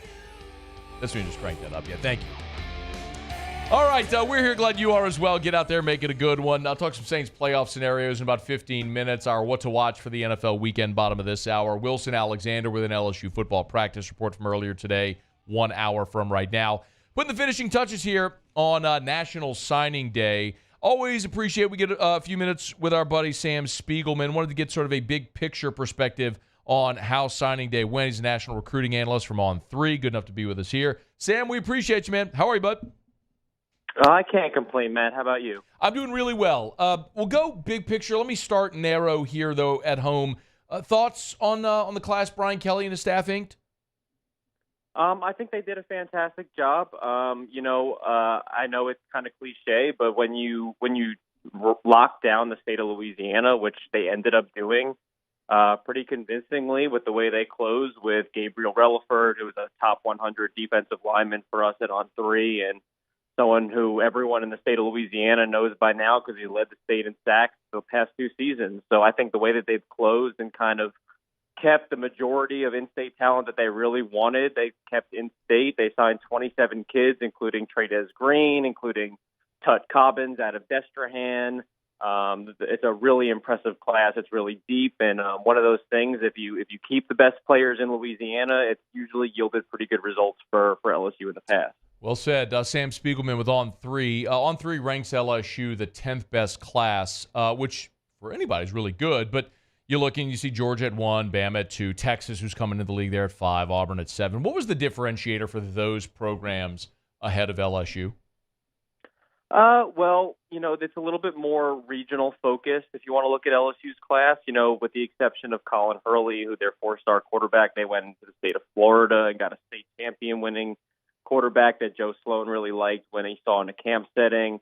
Other than that, they had to stay pretty regional. They kind of came up short on a couple of national battles, and that tends to happen when you go against schools like Georgia and Alabama and Auburn and Ohio State and Texas and Texas A&M. Those are heavyweights. And Oklahoma, they have really great coaches and really great programs available on those in those places as well. So, they would have loved to have a 5-star like Cam Coleman maybe at wide receiver, or they were very heavily in the mix with someone like Draylon Miller, who ended up going out to play for Coach Prime in Colorado and follow that buzz. And you win, like I said, it's very deep in Louisiana, but it's kind of missed in a couple of spots on some of the national guys. He's on Twitter at Sam Speegs. I'll give him a follow there. A team that was all the rage a couple of years ago, which, settling now. Mike Elko, there was Texas A&M. What did you make of what the new Aggies coach did there in College Station as first class? So far, I think that they've kind of hit the ground running. We've seen this before, Matt. You and I have spoken in the past with Coach O replacing Les Miles and then Brian Kelly replacing Coach O. And it's very hard, especially the way that recruiting goes now, where it's basically NFL free agency, the way the transfer portal runs, and trying to either assemble or piece together or keep together a semblance of a 2024 class with the early signing period that's so quick. And your coaching staff that's recruiting in December might not be there in January. That's just a fact. So it's really difficult. It's really crazy. I think he kind of hit the ground running. They've kept a lot of the pieces that they already had good evaluations that they definitely wanted to keep. Mike Elko was familiar with a couple of these kids from his time at Duke, or maybe even in some cases from his previous stint in College Station. What I do think that they're going to be able to do, and we've seen this before, is they've already hit the ground running with their 2025 and 2026s in the state of Texas. They're going to put together a staff, and they're going to dig in there. And, while they may come up short in a couple of guys in 2024, namely guys like Terry Bussey and Dominic McKinley, the 5-stars that have other options and have other relationships still available to them, I have a feeling that they're going to make a lot of noise when 2025 and 2026 come around. There's a lot of people around here who are optimistic about Bussey and McKinley. Should they be? Yeah, they should be. Kerry Cooks and Ishmael Ortiz, that's A&M's new DB coach, and that's also LSU safety coach, of course, both at Terry Bussey's state title game last week. LSU and A&M are going to probably battle this out until the end. He really liked Jimbo Fisher. He really liked TJ Rushing. Jimbo Fisher's not going to be in College Station next year. I don't know if TJ Rushing will be as well. That's to be seen. LSU has been really consistent. He's from literally the tip of the state of Texas where it borders Louisiana, and there's a lot of people in his family and in his neck of the woods that root for the Tigers. So I think that LSU is going to make it interesting with Terry. And Dominic McKinley's from Acadiana. He's already set his OV to LSU for January. Tennessee is going to get him on an official visit as well. Look out for Syracuse. I don't think I've ever said this on this show before. Look out for the Orange. Maybe. But, I think LSU and Frank Wilson and Brian Kelly made an in-home visit, and I think they made some noise a little bit earlier this month. I think they're going to be a force to be reckoned with down the stretch there. Hey, Sam Spiegelman, On 3 national recruiting analyst, is with us. Ole Miss is making a ton of noise because of what they've done in the portal. I want to get a thought on Ole Miss specifically in a second, but more so, are you noticing trends with now that the portal era sample size is growing? Are you noticing trends, Sam, with what these elite programs are doing and how they manage high school recruiting versus portal? I know that you have to be using the portal, and the thing about high school recruiting is, and it's not a bad thing, but not everyone comes in ready to impact your roster right away. We talk about 4-stars like they're just, average run-of-the-mill players, but 4-stars are very, very, very good high school players. And some of them take 2 or 3 years to be ready to play at Baton Rouge or College Station or wherever. And some cases, even 5-stars take a year or two. It just clicks for different kids at different times. Portal I think you already have a body of work. You already know what you're getting. Sometimes you have relationships and scheme fits already set, so you know it's going to be kind of a seamless fit, maybe advancing to a different conference or a different level. So I think that the best teams, they're filling needs through the portal, but they're developing the talent and the depth behind them. I think that's what makes Georgia so great is the depth that they have, especially at key positions. I think that's what Alabama has always done, and they've continued to do, maybe not primarily through the portal, but they've definitely utilized it. And, Ole Miss, after, maybe evaluating the SEC and evaluating what they're about to get with Texas and Oklahoma coming in, realized that they had more fits, more needs that they needed to address through the portal. And, Lane Kiffin and Pete Golding and those guys over there, Kevin Bolden, they hit the ground running. They got a lot of relationships. And I think that they're going to be a lot more competitive. At least the expectation is with when you address needs through that. It's kind of like the NFL.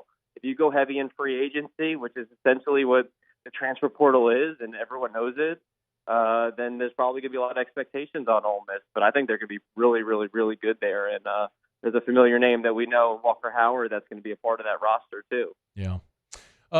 Sam, we're obviously so LSU and SEC centric being rooted here. Outside of the state, outside of the SEC footprint, what are the one or two biggest storylines from signing day? I think that Oregon addressed a lot of needs, not only through recruiting. They have a fantastic recruiting staff, and from Dan Lanning on down, his story being a protege of Nick Saban and Kirby Smart, and he's brought a youthful energy to Oregon. We saw how the step they took again this past year. They continue to recruit at a really high level, and they also hit the portal running. And they're a team that now they're going to be in the Big Ten, but they're going to be very, very you just see that this is a program that's certainly on the rise. I think Colorado is really interesting. They got a lot of wins. Dion Sanders made a lot of noise, and they've hit you talk about using the portal a lot like Lane Kiffin. Well, Dion Sanders has that in mind too. He saw the holes throughout they were the big early season story, in September and October, but they weren't as competitive as anyone thought, by December. So I think Dion knows what he needs to be competitive, and they're waiting on adding a 5-star top 10 player in the country, an offensive tackle from IMG Academy. They're currently in a recruiting battle with Tennessee or possibly Maryland or I guess maybe Nebraska if you follow the tea leaves. That's how crazy this NIL recruiting has gotten. But what it seems like Maryland and Colorado are battling over a 5-star offensive tackle, which, again, like mentioned, Syracuse, they're just things that you don't get to say, as often as you used to. He is Sam Spiegelman on Twitter at Sam Spiegs. Y'all give him a follow on 3 National Recruiting Analyst. Sam, it's always good to chat, man. We appreciate a couple of minutes, man. Thanks so much for the time. Yep. Happy holidays, guys. Same to you. Be well. Merry Christmas, Sam Spiegelman. It's after further review. We're glad you're with us. Wilson Alexander to start hour 3. Mike Triplett next hour as well, as we'll go deep dive into to Saints and Rams. Good stuff there from Sam. And I think, and look, Sam's got a really good perspective, in particular for our audience, being a guy who covered recruiting at LSU so heavily and has now gone on to be a national recruiting analyst. So not only does he understand the national landscape of recruiting, but he has such an intimate knowledge of how that works here and in the SEC. So appreciate a couple minutes there with Sam. I got this question a lot from people yesterday, and I understand it every year. And I know that, whenever we look at recruiting rankings and class rankings and all that stuff, it's always if your class is super highly ranked, then you want to tout the importance of rankings. If your class isn't highly ranked, well, then its rankings don't matter, and you point out all the ones that the recruiting rankings get wrong. But by and large, when you year in and year out, when you look at the class rankings, it's the teams that are the teams at the top are always the teams that are really good. Look at this year's rankings. Georgia, pretty good. Bama, yep. Ohio State, Miami, Mario Cristobal's done a good job. Texas in the playoff. Oregon was on the brink. Look what Hugh Freeze is doing there with Auburn, Oklahoma, Notre Dame, LSU, Florida State, A&M, Tennessee. You know who you don't see there? Rutgers. You know who you don't see there? Michigan State. Oregon State's not cracking the top 15. It's just the nature of how recruiting works. So, yeah, but the biggest question is, all right, if Georgia is 1 and LSU is 10, like, how wide is that gap? If Auburn is 7 and LSU's 10, like, how wide is the gap from Auburn's 21 commits or signees and LSU's 27? And to be perfectly honest, for me, I'm now less interested in the high school ranking that'll come out after signing day as I am the blended ranking. I want to see what that looks like when you have the high school class and the transfer class. Like, Colorado signed 6 high school players. They are not building their 2024 roster through the high school ranks. They got 18 portal commits. That's what I want to see, is that blended ranking. I'd say the same about Ole Miss. Ole Miss's high school class ranking, Ole Miss is at 20th in the country. 20th. You add in all the portal guys that they've gotten, looks a lot better, doesn't it? So circle back to me when we see what the class in total looks like when you have the transfer portal kids as well. All right, we're brought to you by the Aesthetic Medicine and Anti-Aging Clinics of Louisiana. Remember the 12 days of Christmas going on right now. Every day there's another great deal over at the Aesthetic Medicine and Anti-Aging Clinics of Louisiana that's good for that day only. So get on by, or you can call 753-1234, 753-1234. Today, part of the 12 days of Christmas, day 11, it's a lipo, abs and flanks, neck lipo, deeply discounted there at the Aesthetic Medicine and Anti-Aging Clinics of Louisiana. Great gift as well, stocking stuffers, the Aesthetic Medicine and Anti-Aging Clinics of Louisiana. Okay, let me knock out a quick break. We'll come back. We'll jump into some of these Saints playoff scenarios and final tidbits that you need to know. Saints and Rams, as we're here about 3 hours away from kickoff out at SoFi. Glad you're with us on a Thursday edition of AFR. Stick around. AFR. AFR is brought to you by Rouse's. All right, we are staring down the Christmas holiday. Christmas is on Monday. We're just days away. If you're going to be having family over for Christmas or you're headed to a Christmas party, Rouse's has everything you need. You're planning that holiday feast, they got you covered. They've also got their favorite holiday recipes that you can get by going to rouses.com. If you go to rouses.com, you'll see the holiday guide right there on the homepage. Tap it, you can see all the great recipes that they have. I want to remind you as well, if you're going to be buying spirits this holiday, remember the Buy 4, Save More program at Rouse's for wine and other spirits. Buy 4 bottles of wine, you'll save. The more you buy, the more you save, and you can mix and match as well. So it's a great opportunity to try some interesting red wine, some things that you might otherwise not try at a discounted rate. It's at Rouse's, the official supermarket of the New Orleans Saints. It's Rouse's. You go to rouses.com, or download the Rouse's app. Rouse's, this feels like home.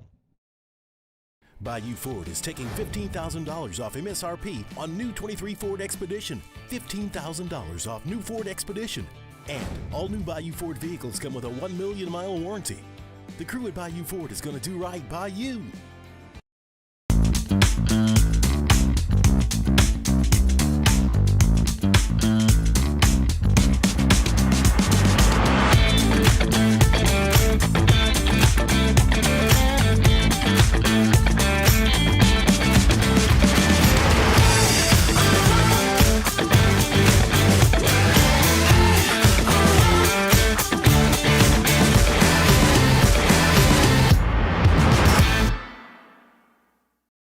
Yo, Jake here from my friends over at Community Steel Company located in Gonzales, Louisiana.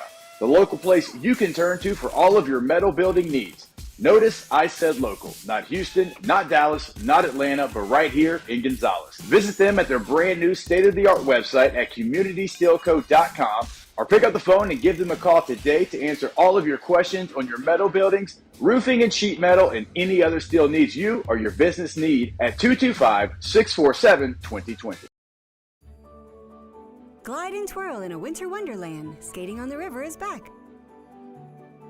Ice skating at the Raising Cane's River Center Arena, December 18th through 31st. Visit RaisingCanesRiverCenter.com for scheduled times, dates, and to purchase tickets. Sponsored by Fox 44, NBC Local 33, Guarantee Media, and Acadian Ambulance. It was a humid day, barefoot children play. looking for that summer shade. Time just slips away. Oh, Louisiana, some kind of hold on me. Like cypress stumps, your roots are planted deep inside of me.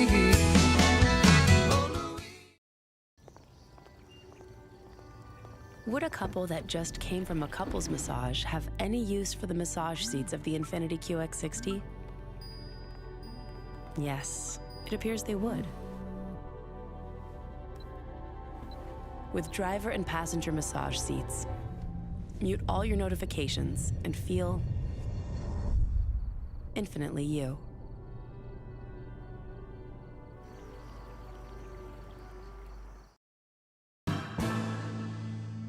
His name was Cain.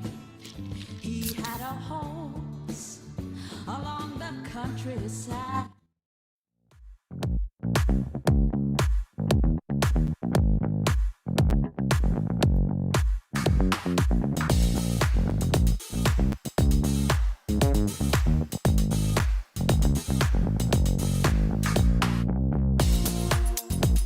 After further review with Matt Moscona, presented by the Aesthetic Medicine and Anti-Aging Clinics of Louisiana, Baton Rouge, Lafayette, and online at theantiagingclinics.com.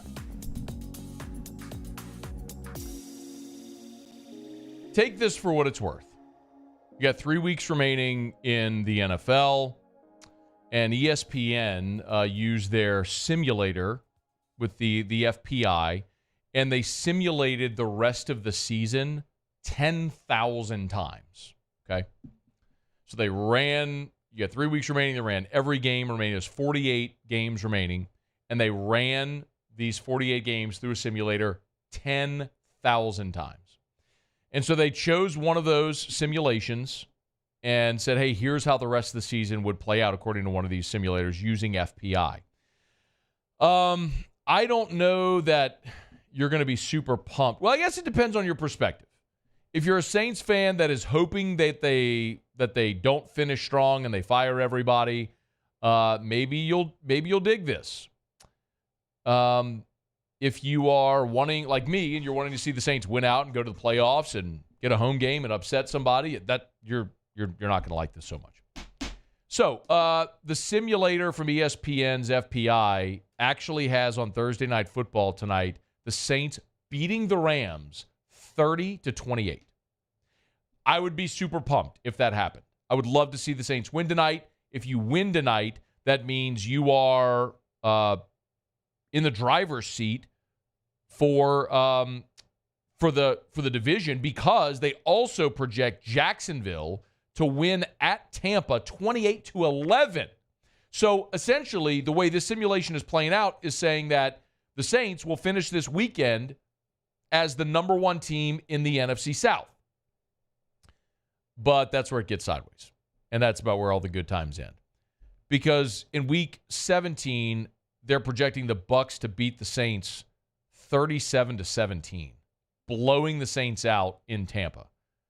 That obviously would undo the good that you would do this weekend.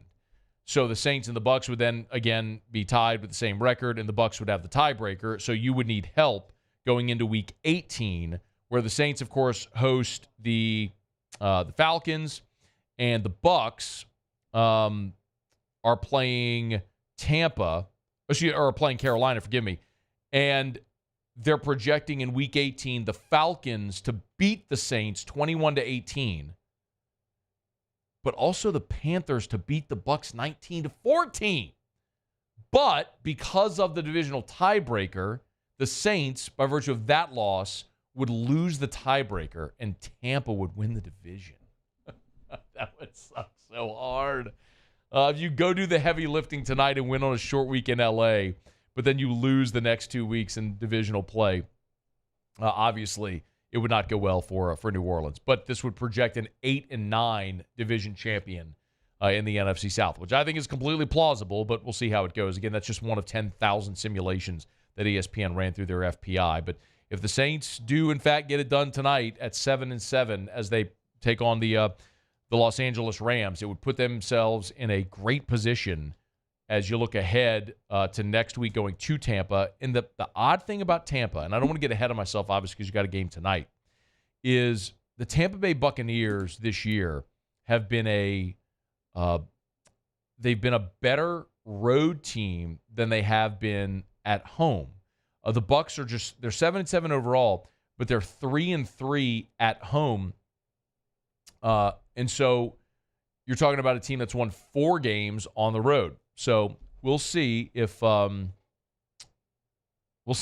see how this may all play out. I mean, the Saints got to go to the Bucs are at home this week against Jacksonville, at home next week against New Orleans. But the Saints are going to have to win back-to-back road games here to get themselves in the driver's seat in the NFC South and for a playoff berth. So we'll obviously follow. We'll see how they do tonight. Saints and Rams, tonight at 7:15 on Prime Video. Saints and Bucs next week down in Tampa. Okay, it's after further review. The other scenarios, the playoff scenarios as they are right now, it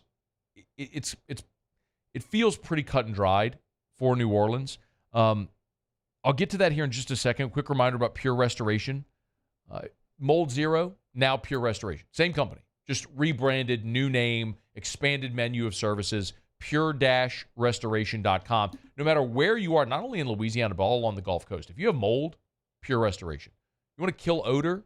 Pure Restoration. Pure-restoration.com. That's pure-restoration.com. A lot of schools use this as a sanitization product. So if you're a school superintendent, you own a school, private school, whatever, you really need to look into this because it comes with a 1-year guarantee, their sanitization product. They'll come in, they'll spray your school. You want to kill all the different viruses that may be all over a school, odor, mold, everything. Sanitize your school, your space. It's good for a full year. It's Pure Restoration. So a lot of people do this just as an annual treatment. So learn more, pure-restoration.com, pure-restoration.com. Kill mold, remove odor, sanitize your spaces. They have full demo and build back as well. It's Pure Restoration, pure-restoration.com, pure-restoration.com. All right, so let's run through real quickly the playoff scenarios for the Saints and the Bucs. I'll start with Tampa. Their remaining schedule, as we talked about, they're 7-7. They play Jacksonville, New Orleans, and Carolina. Their chance of winning the division right now is at 58%. Their chance of making the playoffs, however, at 68.9%. So considering who they play and where they play, home against Jacksonville, home against New Orleans, then at Carolina, getting the Saints at home and going to the worst team in the NFL, Carolina, really favors Tampa. The most ideal scenarios win out or finish 2-1. They could lose to the Panthers and Jags and beat the Saints and still make the playoffs because they would have a divisional tiebreaker depending on how it goes. For New Orleans, it's pretty simple. You play at the Rams, at the Bucs, home against Atlanta. The Saints' percent odds of winning the division right now are at 33%, and with good reason. You're trailing Tampa in the tiebreaker, and you have to play at Tampa. So naturally, your chances of winning the division aren't good, but your chances of making the playoffs a tick better because if you beat the Rams tonight, even if you lose to Tampa next week and beat Atlanta, you would still have a shot to get that final wild card spot there at number 7. So the cleanest way for the Saints, win out, go 10-7, you win the division, you control your own destiny. But if you were to slip tonight, you'd have to, obviously hope you get some help with Tampa maybe losing this week to Jacksonville. And then if you go down to Tampa and win, you'd put yourself in the driver's seat heading into Week 18 with Atlanta coming to the Dome. So a lot of football still to be played. It's a brilliant thing the NFL did, backloading the schedule with divisional games because you're talking about tiebreakers and everything's still on the line right now. I mean, when you look at the NFL playoff standings right now, the remarkable thing is how many teams with 3 weeks to go are still in contention for something. In the AFC, only 3 teams have been eliminated. Tennessee, the Jets, and the Patriots. In the NFC, 3 teams have been eliminated. Washington, Arizona, and Carolina. So in a 32-team league, only 6 teams have been eliminated. So 26 of the 32 teams in the NFL with 3 weeks to play still mathematically have a playoff possibility. It's why the way expanding the playoff to have 7 teams in each conference and then also backloading the schedule with divisional games has made it more interesting.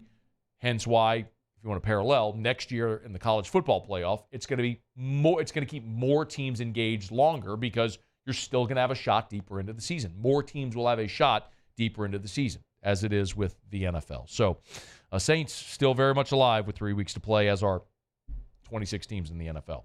All right, let me knock out a break. We'll come back. We'll get to our what to watch for this weekend in the NFL. Wilson Alexander in 30 minutes. He was out at LSU practice earlier today. He'll give us a practice report. There was also player media availability at LSU. I want to get to some of that because Mekhi Wingo probably had the most newsworthy tidbit today, which is that he's playing in the bowl game, but he hasn't yet made up his mind if he's returning to LSU next season.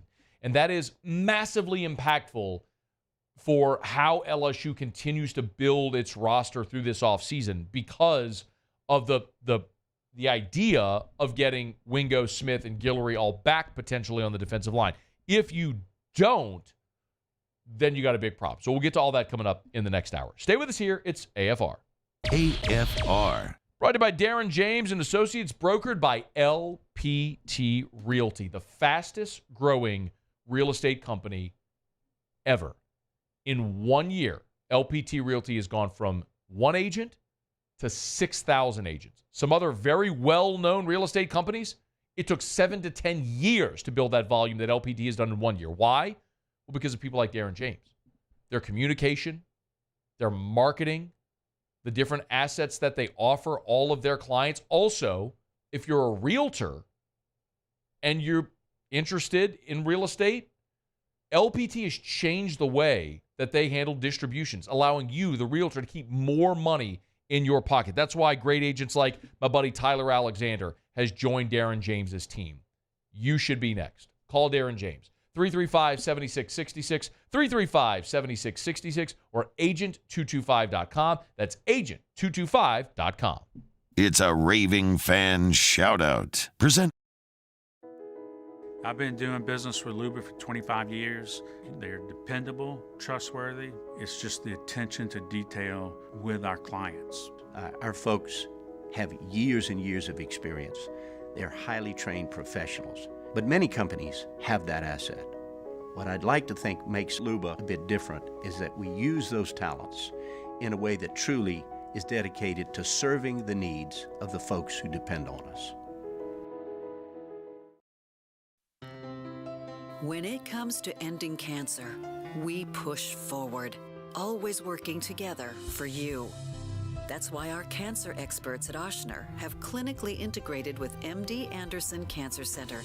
This means advanced cancer care, including access to life-saving clinical trials and integrating care to treat the whole you. Introducing Ochsner MD Anderson Cancer Center. Long live you. There it is, the extra mile, on the border of expected and extraordinary for those willing to go further, like vans customized for work or play, with safety and tech to keep you connected, supported by a 5-star sales, service, and finance team, and backed by the 1-star you know. So go the extra mile. It's never crowded, because so few have what it takes to go there. Mercedes-Benz Vans. Dylan Cruz here to tell you about Six Rings Baseball and Softball Camp. If you live on the North Shore and play ball, go to Six Rings Camps with former LSU assistant coach Dan Canaveri. His knowledge is second to none, and your child will improve and have fun doing it. Camps were held at Coquille Park and Six Rings Academy in Covington with 4 sessions over the summer. Full day and morning only sessions are available from ages 7 to 13. Go to sixringsbaseball.com or call 985-206-9096. Learn the game to love the game. The world's leaders in obesity research, obesity medicine, and obesity science are right here. We're doing something that no one's ever done or trying to answer a question that no one's ever asked before. Pennington is a real jewel when it comes to research. We are finding the solutions to the world's worst chronic disease, which is obesity. Louisiana needs Pennington Biomedical.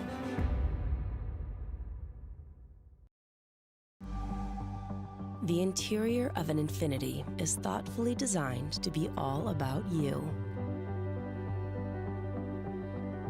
And by you, we mean every version of you.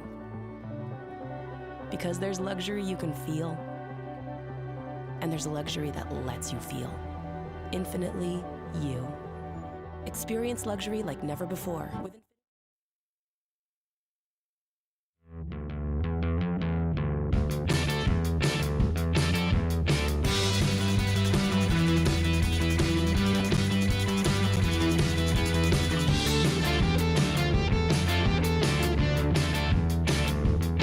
After further review with Matt Moscona, presented by the Aesthetic Medicine and Anti-Aging Clinics of Louisiana, Baton Rouge, Lafayette, and online at theantiagingclinics.com. All right, Mike Triplett coming up next hour, Wilson Alexander as well. We do this every Thursday. Usually it's Muse, Pauly, and me, but Muse and Pauly are both out, so there's Casey Taylor and me, and it's probably just going to be me, but what the hell, let's do it. Let's do what to watch. Hit it. Here's what we're watching this football weekend. All right. Oh, we have a music bet for this, too. Let's see if you have it there. It's like a football music bed. Or maybe Muse plays it off of the internet machine. I'll tell you what, Casey. Just hit a music bed rotator. Whatever you have there, just hit it and give me a little bed music. Let me hear something. Love it. So good. All right, hit the drop again. Here's what we're watching this football weekend. Now that sounds so much better. Give me a little more there. Need a little more. Need a little more. Okay, good. People got to be able to hear it a little bit over the rumbling engine of their cars. They drive down I-10. A little more, maybe? A little more? Okay, now we're rocking. Number one, I'm watching Tyreek Hill. Tyreek Hill, Taylor's going to be watching him too.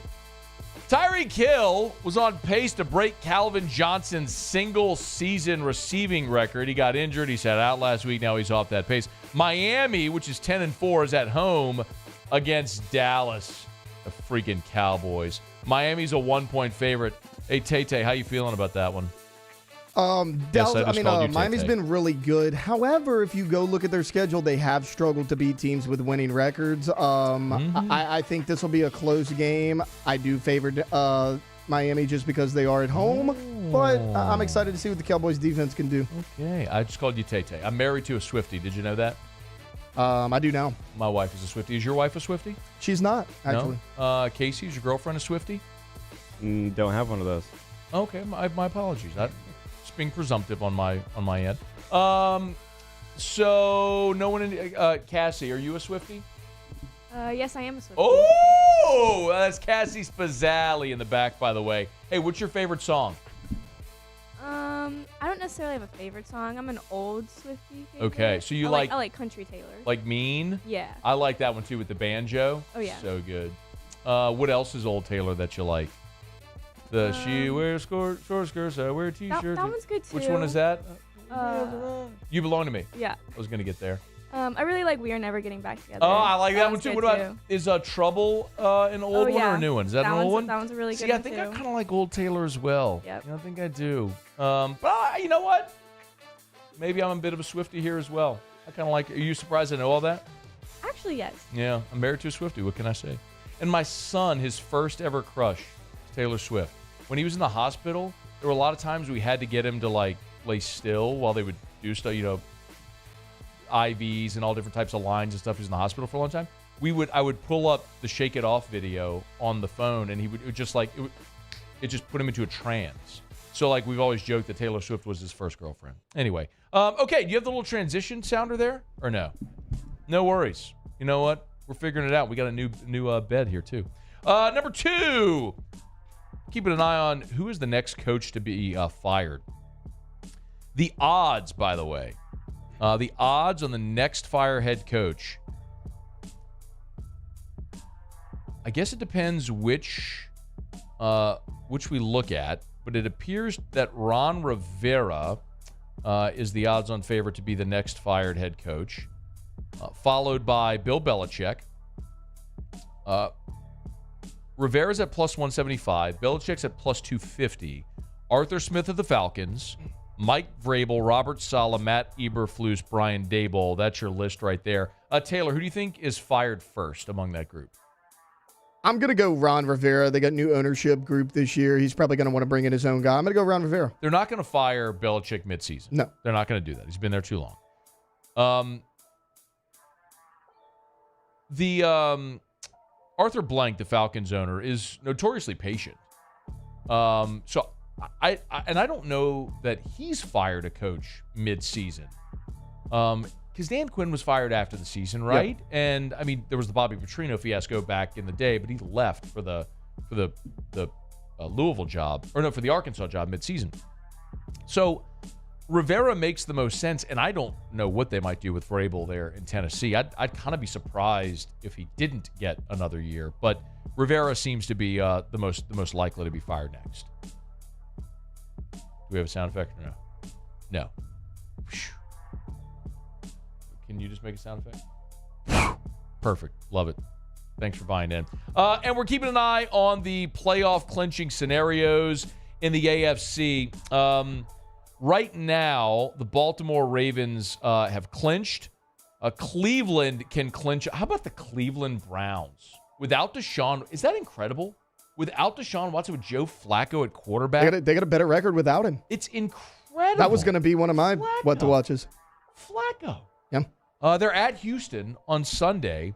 The Browns are 9-5. They can clinch a berth with a win, a Cincinnati loss, Denver loss, Buffalo loss, Miami win or tie, and an Indy loss. A lot of scenarios, but Cleveland can clinch.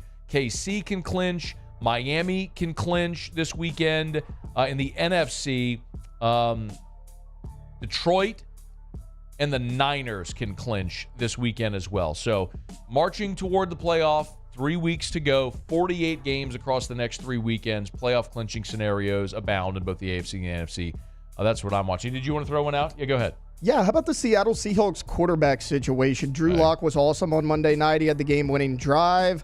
Geno Smith, it now came out that he was actually healthy enough to play, and Pete Carroll told him, no, they're going to roll with Drew Lock. They're 7-7. They're right there on the verge of the playoffs like the Saints are. He's been a full go in practice, but they have not announced a starting quarterback yet. Was Drew Lock really awesome on Monday night? He was on the game-winning drive. Okay. I'm going to ask my question again. Was Drew Lock really awesome on Monday night? In the totality of the game, no. Yeah, he was actually not very good. Yeah.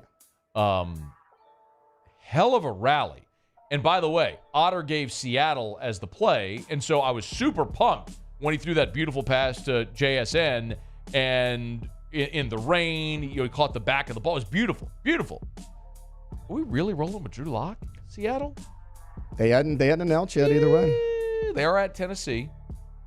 If Drew Lock goes into Nash Vegas and beats the Titans, and maybe Vrabel will be the next fired. Yeah. All right, that's what we're watching this football weekend. We're glad to have you aboard with us here. Thanks for hanging out here on a Thursday edition of AFR. Saints and Rams tonight. We're about 2.5 hours away from kickoff. Mike Triplett will be with us in 30 minutes to give us our final look on Saints and Rams. And Wilson Alexander here less than 20 minutes from right now. Talk a little LSU. We'll get to all of that. We're glad to have you aboard with us here. Let me knock out our final break of hour number 2. We'll do Tigers and the Pros to wrap up hour number 2 next. AFR. AFR is brought to you by River City's 1 Hour Air, where they're always on time or you don't pay a dime. 752-0001, 752-0001, or 1hourbr.com. If your heater isn't keeping up, funny noises, funny smells, call our friends at River City's 1 Hour Air. They're always on time or you don't pay a dime. They'll get the job done right the first time. I love reading these 5-star Google reviews. This one came in from Cassandra B., who said, Cody Smith, the technician, has serviced our home before, and each time he was personable, professional, and courteous. He's knowledgeable of his profession. I have no complaints with any of the 1 Hour employees. They do excellent work. It's River City's 1 Hour Air. Look for the big yellow vans and trucks with a giant clock on the side. You will always be thrilled with the level of customer service that they provide and the technicians that come into your home. And, of course, they save you time and money. Mention the Moscona Special. They'll always save you $30 off your system repair at River City's 1 Hour Air. 752-0001, where they're always on time or you don't pay a dime. Bayou Chrysler Dodge Jeep Ram has $10,000 off MSRP on new 23 Jeep Grand Cherokee, $10,000 off new Jeep Grand Cherokee, and all new Bayou Automotive vehicles come with a 1 million-mile warranty. The crew at Bayou Automotive is going to do right by you. Gulf Coast Bank and Trust is giving our customers the power to bank anywhere, anytime during this challenging event. And we're right there with you. Our mobile banking app is a smart way to manage your money and time. Gulf Coast Bank and Trust, the bank that cares about you. Hey, boat owners, check it out. It is the holiday season, which means it's time to buy yourself a gift by taking your boat to the next level with our friends at Front to Back Boat Service. Now is the perfect time to upgrade your boat and get it ready for that warmer weather, whether that's trolling motors, HD sonar, anything and everything. The Sherman family's been at it for 30 years, and Devin's going to take you through 30 more. Find him on Facebook at Front to Back Boat Service or go to fronttobackboatservice.com.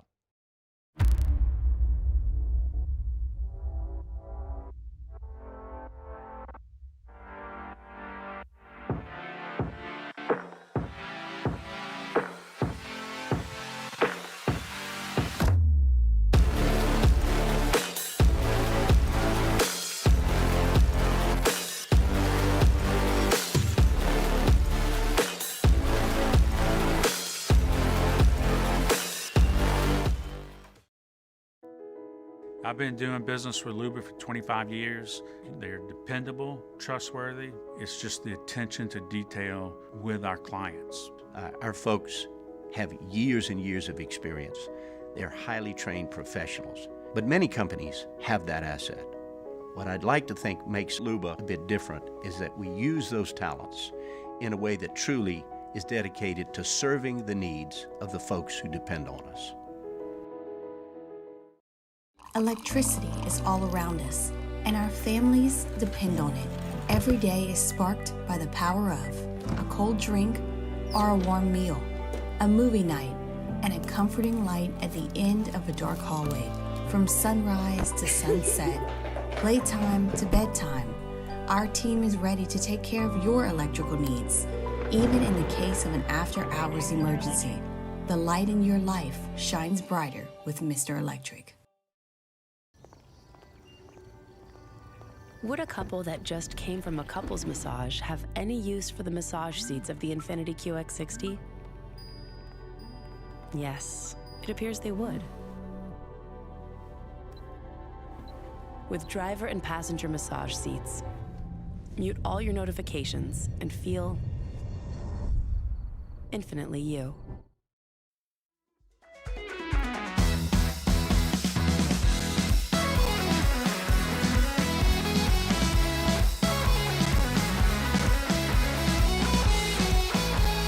After further review with Matt Moscona, presented by the Aesthetic Medicine and Anti-Aging Clinics of Louisiana, Baton Rouge, Lafayette, and online at theantiagingclinics.com.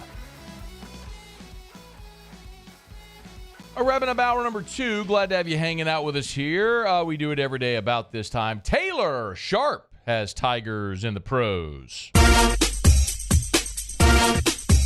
Tigers in the pros. They still bleed purple and gold. They're just really rich now. Presented by Lee Michaels Fine Jewelry. Lee Michaels Fine Jewelry, where Baton Rouge gets engaged. All right, Matt, we're going to start NBA hardwood action. Last night, the Brooklyn Nets, a pair of Tigers. We'll start with Cam Thomas, 32 minutes. He had 20 points, 2 rebounds, 5 assists. There was a 121-102 loss to the New York Knicks. The Nets actually fall 13-14 on the year. But Trendon Watford, he had contributions as well. 11 minutes off the bench, 4 points, 3 rebounds. And, Matt, Cam Thomas having a heck of a season. 24 points per game this year, 38% from the three-point line. He's pretty good. Turns out he can score. Also in the NBA, Minnesota Timberwolves, they lose 127-111 to the Philadelphia 76ers, but they got solid numbers out of former Tiger Naz Reid. Should have stayed. He should have stayed. Reid had 20 minutes off the bench, scored 10 points, including 2 3-pointers to go along with a pair of rebounds. Minnesota actually 20-6 on the year, having a really solid season so far. As far as Thursday night football goes, Saints and Rams. No LSU guys for the Rams, but the Saints do have a pair. We got Tyrann Mathieu and Foster Moreau on the season. Tyrann Mathieu, 40 total tackles, 3 interceptions, 7 pass breakups. Foster Moreau, 18 catches for 164 and a touchdown on the season. Staying with the NFL, a little bit of injury news. LSU fans who were hoping to see Jamar Chase on Saturday, that is not going to be the case. Head coach Zach Taylor confirmed that Jamar Chase will not play against the Steelers. Chase apparently suffered a separated shoulder during last Saturday's victory over the Vikings. And Jamar Chase, he's not bad either, though. In 14 games, 93 catches, just over 1,100 yards with 7 touchdowns. And sticking with injuries, Saints fans, they may smile at this one a little bit. The Buccaneers are in trouble. They may have violated the injury reporting news by failing to downgrade linebacker Devin White for questionable to out for Sunday's game against the Packers. Regardless, the NFL will be looking into the situation that is Tigers in the pros. Presented by Lee Michaels Fine Jewelry, lmfj.com. That's lmfj.com for Lee Michaels Fine Jewelry. A gentleman, thrill her with a gift this Christmas with the red box under the tree from Lee Michaels. And if you're thinking of popping the question, there's just no place better. Lee Michaels has been helping couples in our state get engaged for more than 40 years. There's 2 locations in Baton Rouge, Corporate Boulevard in Bocage and in the Mall of Louisiana. But there's 9 locations in all. Baton Rouge, New Orleans, Lafayette, Shreveport. Find the location nearest you at lmfj.com. lmfj.com for Lee Michaels Fine Jewelry. That's Lee Michaels Fine Jewelry. Thrill her with a gift in the red box. If you're just joining us, one of the bigger, more relevant stories of the day is what's going on up in South Bend. If you have not heard yet, Bruce Feldman and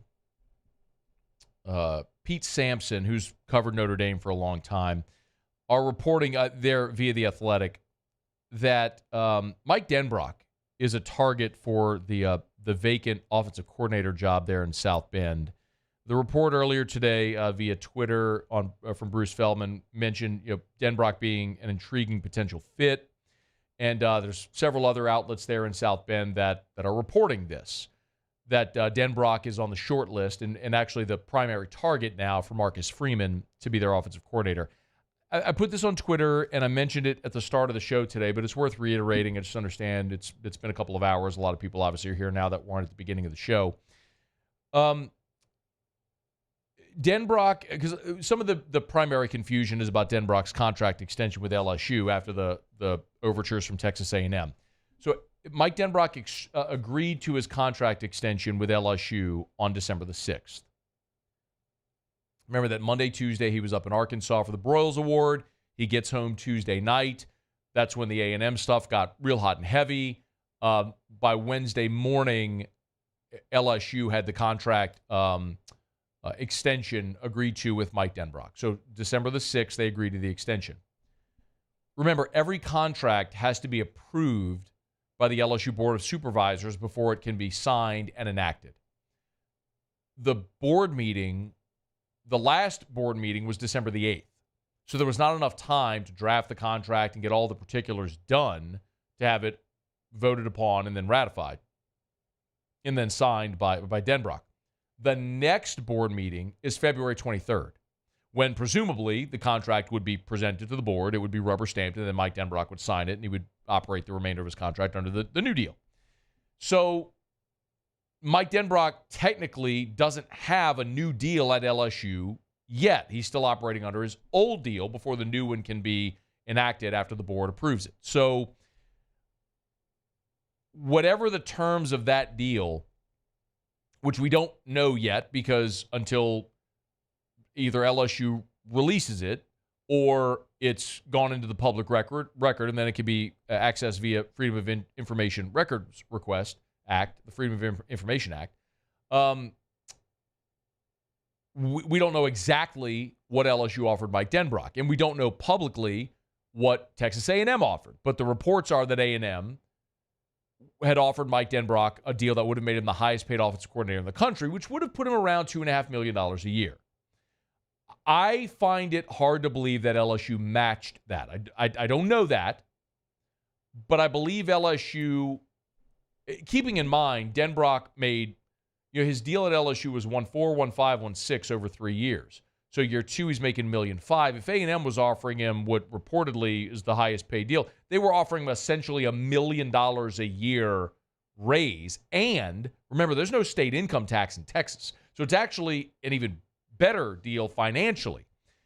I don't know that LSU matched that, but clearly they made him an offer that was enough to justify him staying working for Brian Kelly, they've been friends since they were at Grand Valley State together.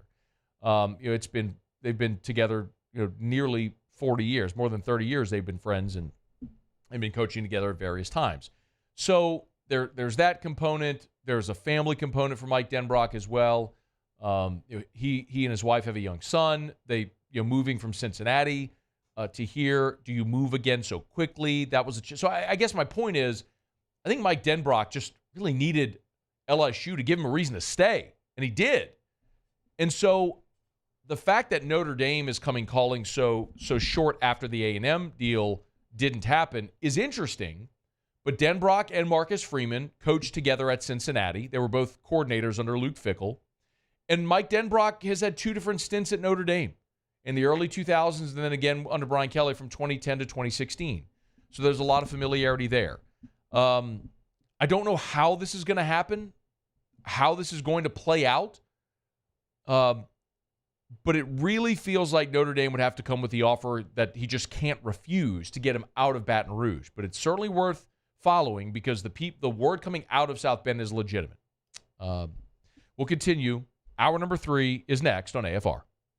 AFR. Brought to you by the Williamson Eye Center. Call 924-2020, 924-2020, or WilliamsonEye.com. That's WilliamsonEye.com. If you want to see 2020, call 924-2020. I want to remind you that a lot of you have those FSA funds that expire at the end of the year that don't roll over. If you do, you need to use it or lose it. They'll get you in before the end of the year. If you want to have LASIK, PRK, maybe EVO ICL, that's the implantable contact lens. It's the Williamson Eye Center, and Dr. Blake Williamson is just the best. He goes all over the world lecturing at different conferences because he has been so innovative with the technology he's brought to the Williamson Eye Center and to the state of Louisiana. So if you want to wake up in the morning and just see, if you want to ditch contacts and glasses forever, do what I did. I trusted Dr. Blake Williamson 5 years ago, and I'm thrilled with the results. You will be as well. 924-2020, 924-2020, or WilliamsonEye.com. I've been doing business with Luba for 25 years. They're dependable, trustworthy. It's just the attention to detail with our clients. Our folks have years and years of experience. They're highly trained professionals, but many companies have that asset.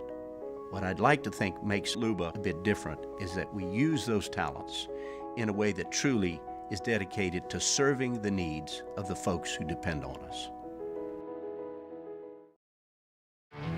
There it is, the extra mile, on the border of expected and extraordinary for those willing to go further, like vans customized for work or play, with safety and tech to keep you connected, supported by a 5-star sales, service, and finance team, and backed by the 1-star you know.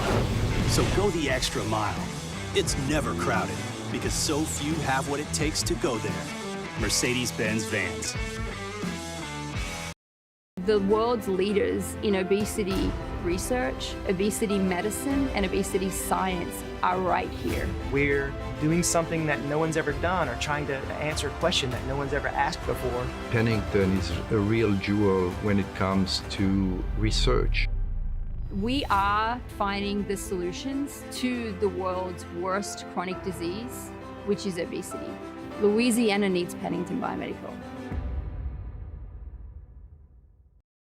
Dylan Cruz here to tell you about Six Rings Baseball and Softball Camp. If you live on the North Shore and play ball, go to Six Rings Camps with former LSU assistant coach Dan Canaveri. His knowledge is second to none, and your child will improve and have fun doing it. Camps were held at Coquille Park and Six Rings Academy in Covington with 4 sessions over the summer. Full day and morning only sessions are available from ages 7 to 13. Go to sixringsbaseball.com or call 985-206-9096. Learn the game to love the game. The interior of an Infiniti is thoughtfully designed to be all about you. And by you, we mean every version of you. Because there's luxury you can feel, and there's luxury that lets you feel. Infinitely you. Experience luxury like never before with Infinity Premium Care, included with the 2023 QX80 at your local retailer. Electricity is all around us, and our families depend on it. Every day is sparked by the power of a cold drink or a warm meal, a movie night, and a comforting light at the end of a dark hallway. From sunrise to sunset, playtime to bedtime, our team is ready to take care of your electrical needs. Even in the case of an after-hours emergency, the light in your life shines brighter with Mr. Electric.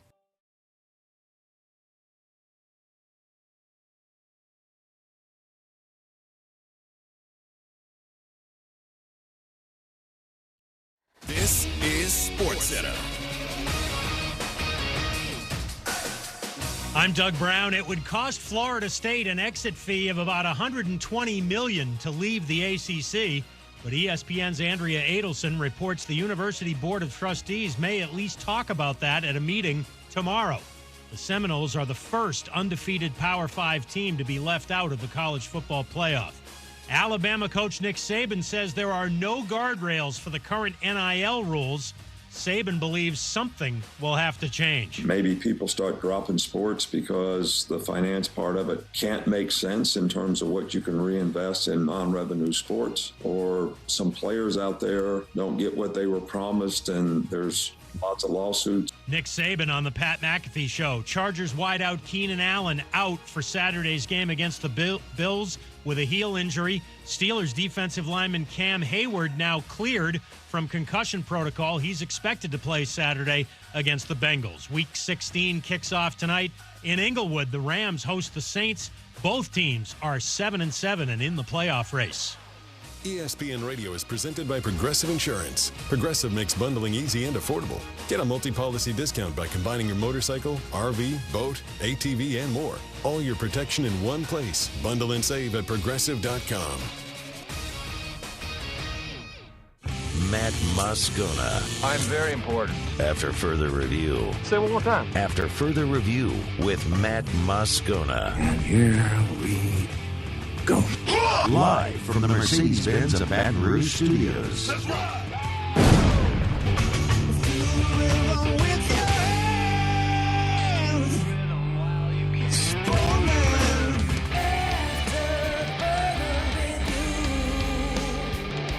Hour 3, off we go.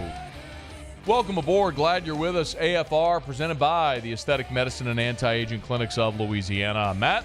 You're a loser, Matt. Hey, shut up, kid. Taylor Sharp.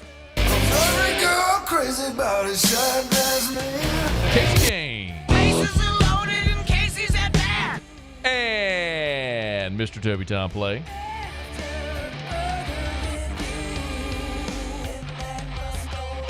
All right, we're here. Glad you are as well. 5 o'clock quitting time. Glad you are driving home with us. We get to Mike Triplett here in about 15 minutes to preview Saints and Rams from SoFi, a little more than 2 hours from kickoff. A couple of 7-7 teams trying to push closer to a playoff berth.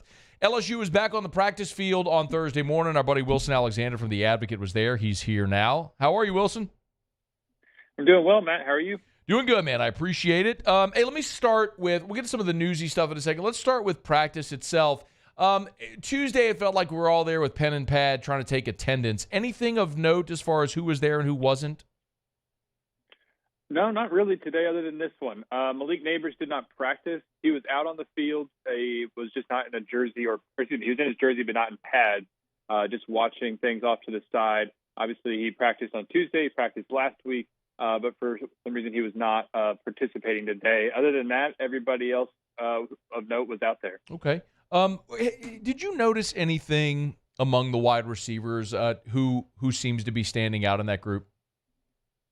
It was interesting that they were rotating quite a bit, especially with Malik not practicing today. Kyron Lacey stood out in some ways. He had a couple of really nice catches along the sideline on some deep corner routes.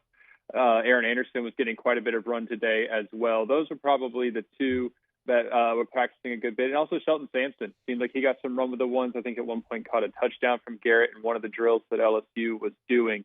And so with Malik out today, those two in particular, Anderson and Sampson, seem to benefit. Shelton Sampson and Chris Hilton, I thought on Tuesday, were both particularly good from what we saw. So it's interesting that you mentioned Shelton there as well. One of the young guys maybe poised for a big breakout. We'll see if it happens in the bowl game. There's always going to be questions about Garrett taking over for the first time. I'm curious what you've seen in the couple of observation periods we've had. Well, it's hard to glean too much from them because it's been, 45 minutes both times, and we haven't necessarily seen any full team work done.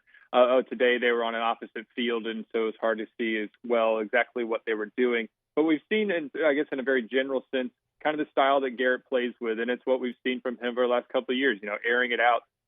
Emory Jones said today that the offensive linemen have to know that they're going to have to block just a little bit longer. They have to hold onto their blocks a little bit longer than they did with Jaden back there because of his propensity to run once he got through his reads.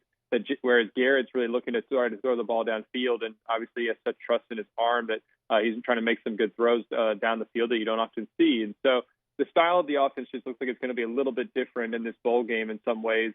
Particularly, I'll be interested to see what they do with the run scheme. We maybe got a couple of glimpses at today. It looks like there was some pulling guards and stuff like that in a couple of plays that I don't remember seeing a whole lot of during the season this year because there was so much of the inside zone and RPO game and the zone reads that Jaden was so good at. So maybe that will be a little bit of an added dimension in this bowl game as well with Garrett at quarterback. Wilson Alexander's with us. Check him out on Twitter or X. He's at Whalesander _. It's WH Alexander _, but it spells Whalesander. I think I pointed that out a long time ago, and you very, very graciously didn't mock me and just sort of chuckled along. But I appreciate that. That was funny. That's because you're one of the good guys in life, Wilson. Okay, so what about Garrett met with reporters today. Did he say anything of note that stood out to you? There was some, not really. Okay. Maybe this one part that might be on top of people's minds is that he did say that LSU was transparent with him about their desire to add a quarterback through the transfer portal, that he knew that something like that was coming, and that it wasn't a shock to him that A.J. Swan was, signed. He looked at just very simply looks forward to A.J. getting here and, that competition playing out. Mostly it was kind of this, that he has just been waiting so long for this. You can tell that this is kind of a relief for him to finally be starting for the first time in his career. Yeah. He kind of chuckled looking back to hadn't started since his high school senior season over in Texas. And, he remembered, how he actually, that game ended with an injury. He broke a few fingers on his left hand and he hadn't started since then. And he said it's been hard at times. It really has. That he had to lean on his faith to kind of stay patient and be humbled and learn through that. And that this year he had to try to continue to find ways to get better, even though he wasn't getting a lot of snaps. So you could tell that this just means a lot to him to kind of finally get this start, and that he's really, really looking forward to it. Opportunity is coming. Wilson, have they given us the schedule yet for when the team is leaving for Tampa?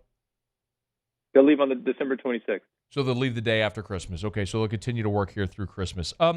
Maybe the most newsy thing today was from Mekhi Wingo, who we've seen out there practicing, Wilson, but he said he's still undecided. What did you make of what Mekhi Wingo had to say, just the whole situation there with Wingo and the importance of that decision on the defensive line? Like you said, he said that he has not decided whether or not he's coming back next season. But what does really speak to, I think, what Mekhi is all about is the fact that he is actually practicing out there at all. This is somebody who kind of went into a little bit more detail on the type of surgery that he had. He had an adductor tear. He also had some muscles that had, he said, quote, torn off of his pelvis. And so he went, obviously underwent surgery to repair that. But he really wanted to play in this game, he said, because I'm a captain of this team, and I feel like I owe those guys to come back and play and help get that 10th win. So even if he doesn't come back next season, he wanted to come off of that surgery. This is, we see guys all the time sit out the rest of the year. He had no real reason to have to play in this game, and he could have looked forward to next year. And instead, he wants to be out there and play, and he said he's at about 90% that he expects to be back completely healed again, and kind of in terms of his conditioning, too, in particular, by the bowl game. But we'll have to wait until after that to really find out if he's going to be back next season. He said after the season ends is when he will sit down with his family, decide what's best for him, and make a decision. Wilson, do you suspect we're gonna hear any more decisions of players staying or going before the bowl game, or do you think all that's going to happen after? Or are we assuming that all these players that haven't announced are returning? Yeah, I think there's a lot to be decided and figured out, and I think a lot of it's going to probably come after the bowl game. And the majority of them have just been when we've had media availabilities with them, simply asking them, "Hey, are you coming back next year or not?" And Kyron Lacey said he's coming back, and Greg Penn said he's coming back, but otherwise these guys haven't really, taken to social media thing to announce that they're leaving. I mean, obviously Charles Turner accepted the Senior Bowl invitation was indication that he's gone, but it seems like the majority that's going to come after the bowl game because they have so many guys playing in the bowl game. Oh, I did want to ask you about Charles Turner for those that missed it. He did announce, or the Senior Bowl announced that he has accepted the invite to play in the game. A reaction to Charles Turner's decision, who could use the COVID year and come back for a sixth season? Yeah, it was, certainly had a decision to make. It would have been great for LSU if he had decided to use that year. Him accepting a Senior Bowl invitation is an indication that he will be gone.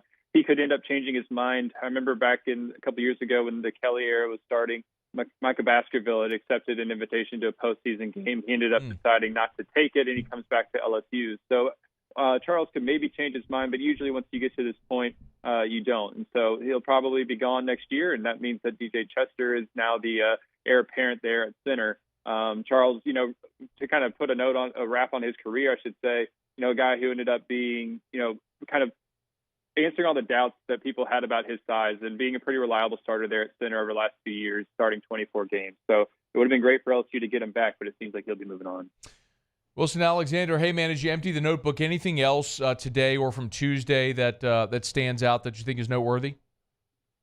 We saw J.K. Johnson over there on the side field today, and not actually playing with, practicing with the team. I don't think he'll be available for the bowl game, but a positive sign in his recovery from that lower leg fracture suffered back in preseason camp.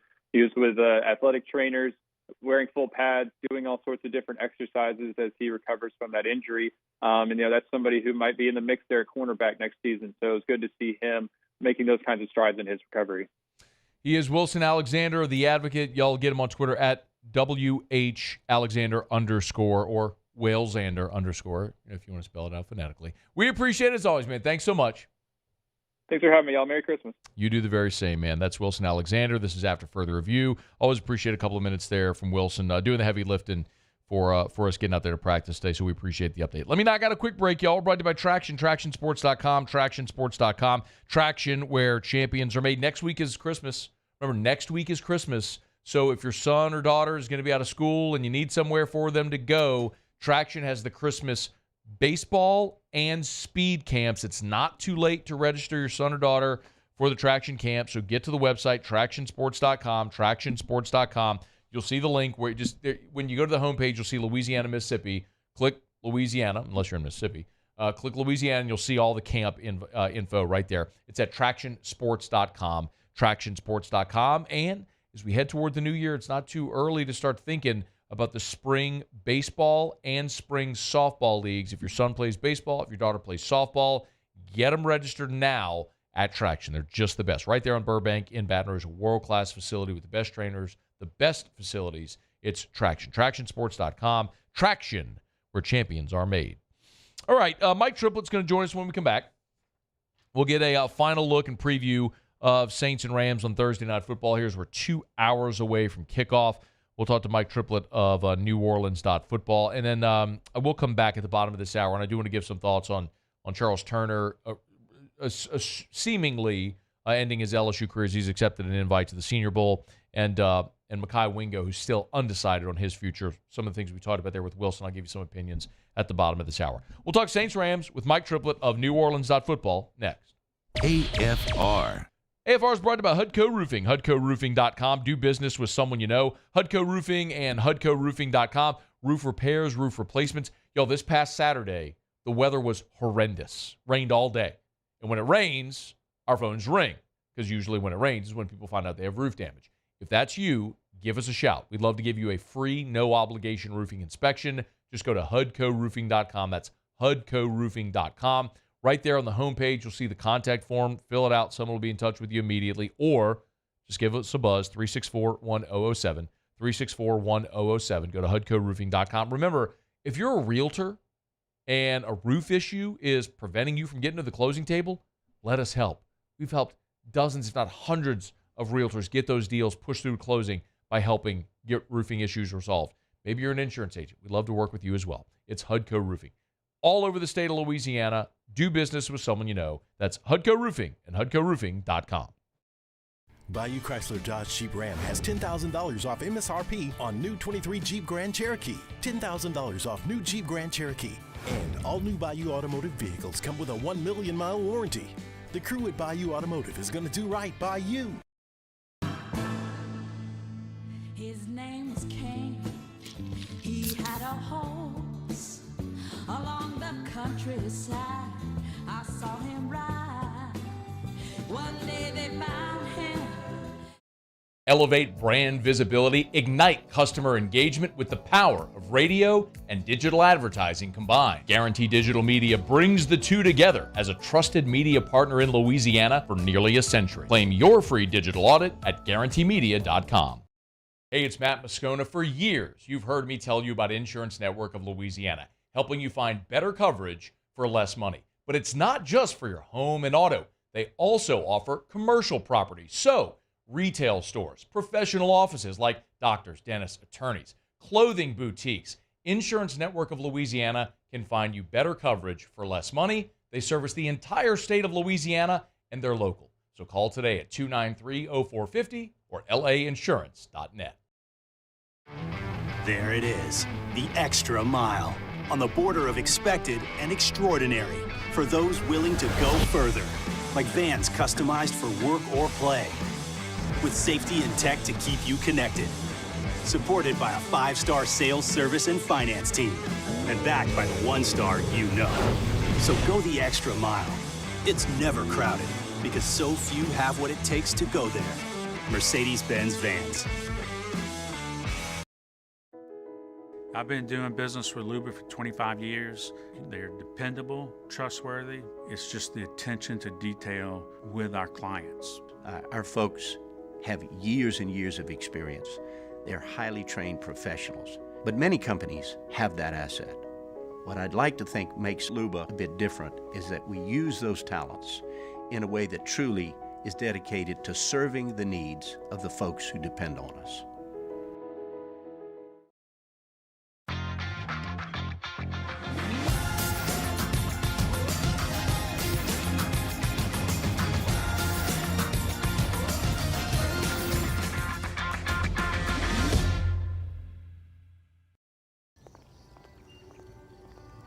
Would a couple that just came from a couples massage have any use for the massage seats of the Infiniti QX60? Yes, it appears they would. With driver and passenger massage seats, mute all your notifications and feel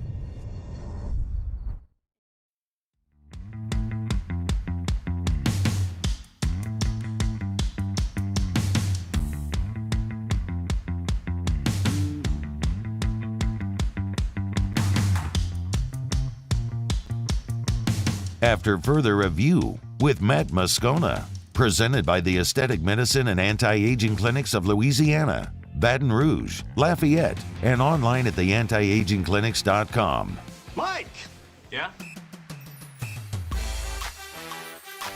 Saints coverage with some Mad Libs mixed in. Why don't you just go by Mike? It's time to talk black and gold with Mike Triplett of New Orleans Football, presented by Benny's Car Wash, family owned and operated since 1951. All right, countdown to kickoff. Saints and Rams are about 2 hours away. They're out in SoFi in L.A. We're here in downtown Baton Rouge. Mike Triplett is with us. How are you, man? Doing good. How are you, Matt? I'm doing really well. I ask you some form or fashion of this question each week, or at least have the past several weeks. How close to a must-win is this without being a literal must-win for the Saints? A little further away than some of the other ones. I think this is the toughest game maybe on the schedule. They beat Tampa and Atlanta. They could theoretically still win the NFC South. So it's not as must win as some of the other games in that sense, like home against Carolina was a couple weeks ago. But it's obviously really important. I mean, they're not just trying to mathematically get into the playoffs. They're trying to believe in what they can be. And I think they finally, maybe for the first time all season, have maybe probably since week 2, I would say, since they started 2-0. They have a little momentum going here. They just played their best game of the season, and I think it's important for them to prove that was real. So it would take a lot of wind out of the sails if they just went out and followed up with a club. But Mike, as you and I have talked about all year, or actually for the last 3 seasons, that's what bad teams do. It's the 1 step forward, 2 steps back. So now it's 2 steps forward. How much of the success in beating the Panthers and the Giants was the fact that you were playing the Panthers and the Giants, and how much of it is this team is actually improving, which teams are allowed to do? Yeah, Panthers and Giants are 2 different answers. Panthers game felt like a loss to me. I thought they played pretty lousy in that game, and they only won because they were playing a team that was begging them to take it from them. The Giants game, I thought they looked really good. I think they would have beaten some good teams the way they played. I think it's the best they looked all season. They did it with some key players out, and they got off to a fast start. They scored in the red zone. I mean, they just went down the laundry list of all the things that they haven't been able to do this season. And they proved that they have a higher ceiling than what they showed earlier this year. So that game meant a lot, but it was 1 week. And I had been saying all year, we hadn't seen that this year, but we've seen it in the past. We saw it last year. We saw it against the Rams last year. We saw it against the Raiders last year. We saw those glimpses, but what we've never seen, really, including Sean Payton's last year, what we haven't seen from this team since 2019 is any form of consistency. Yeah.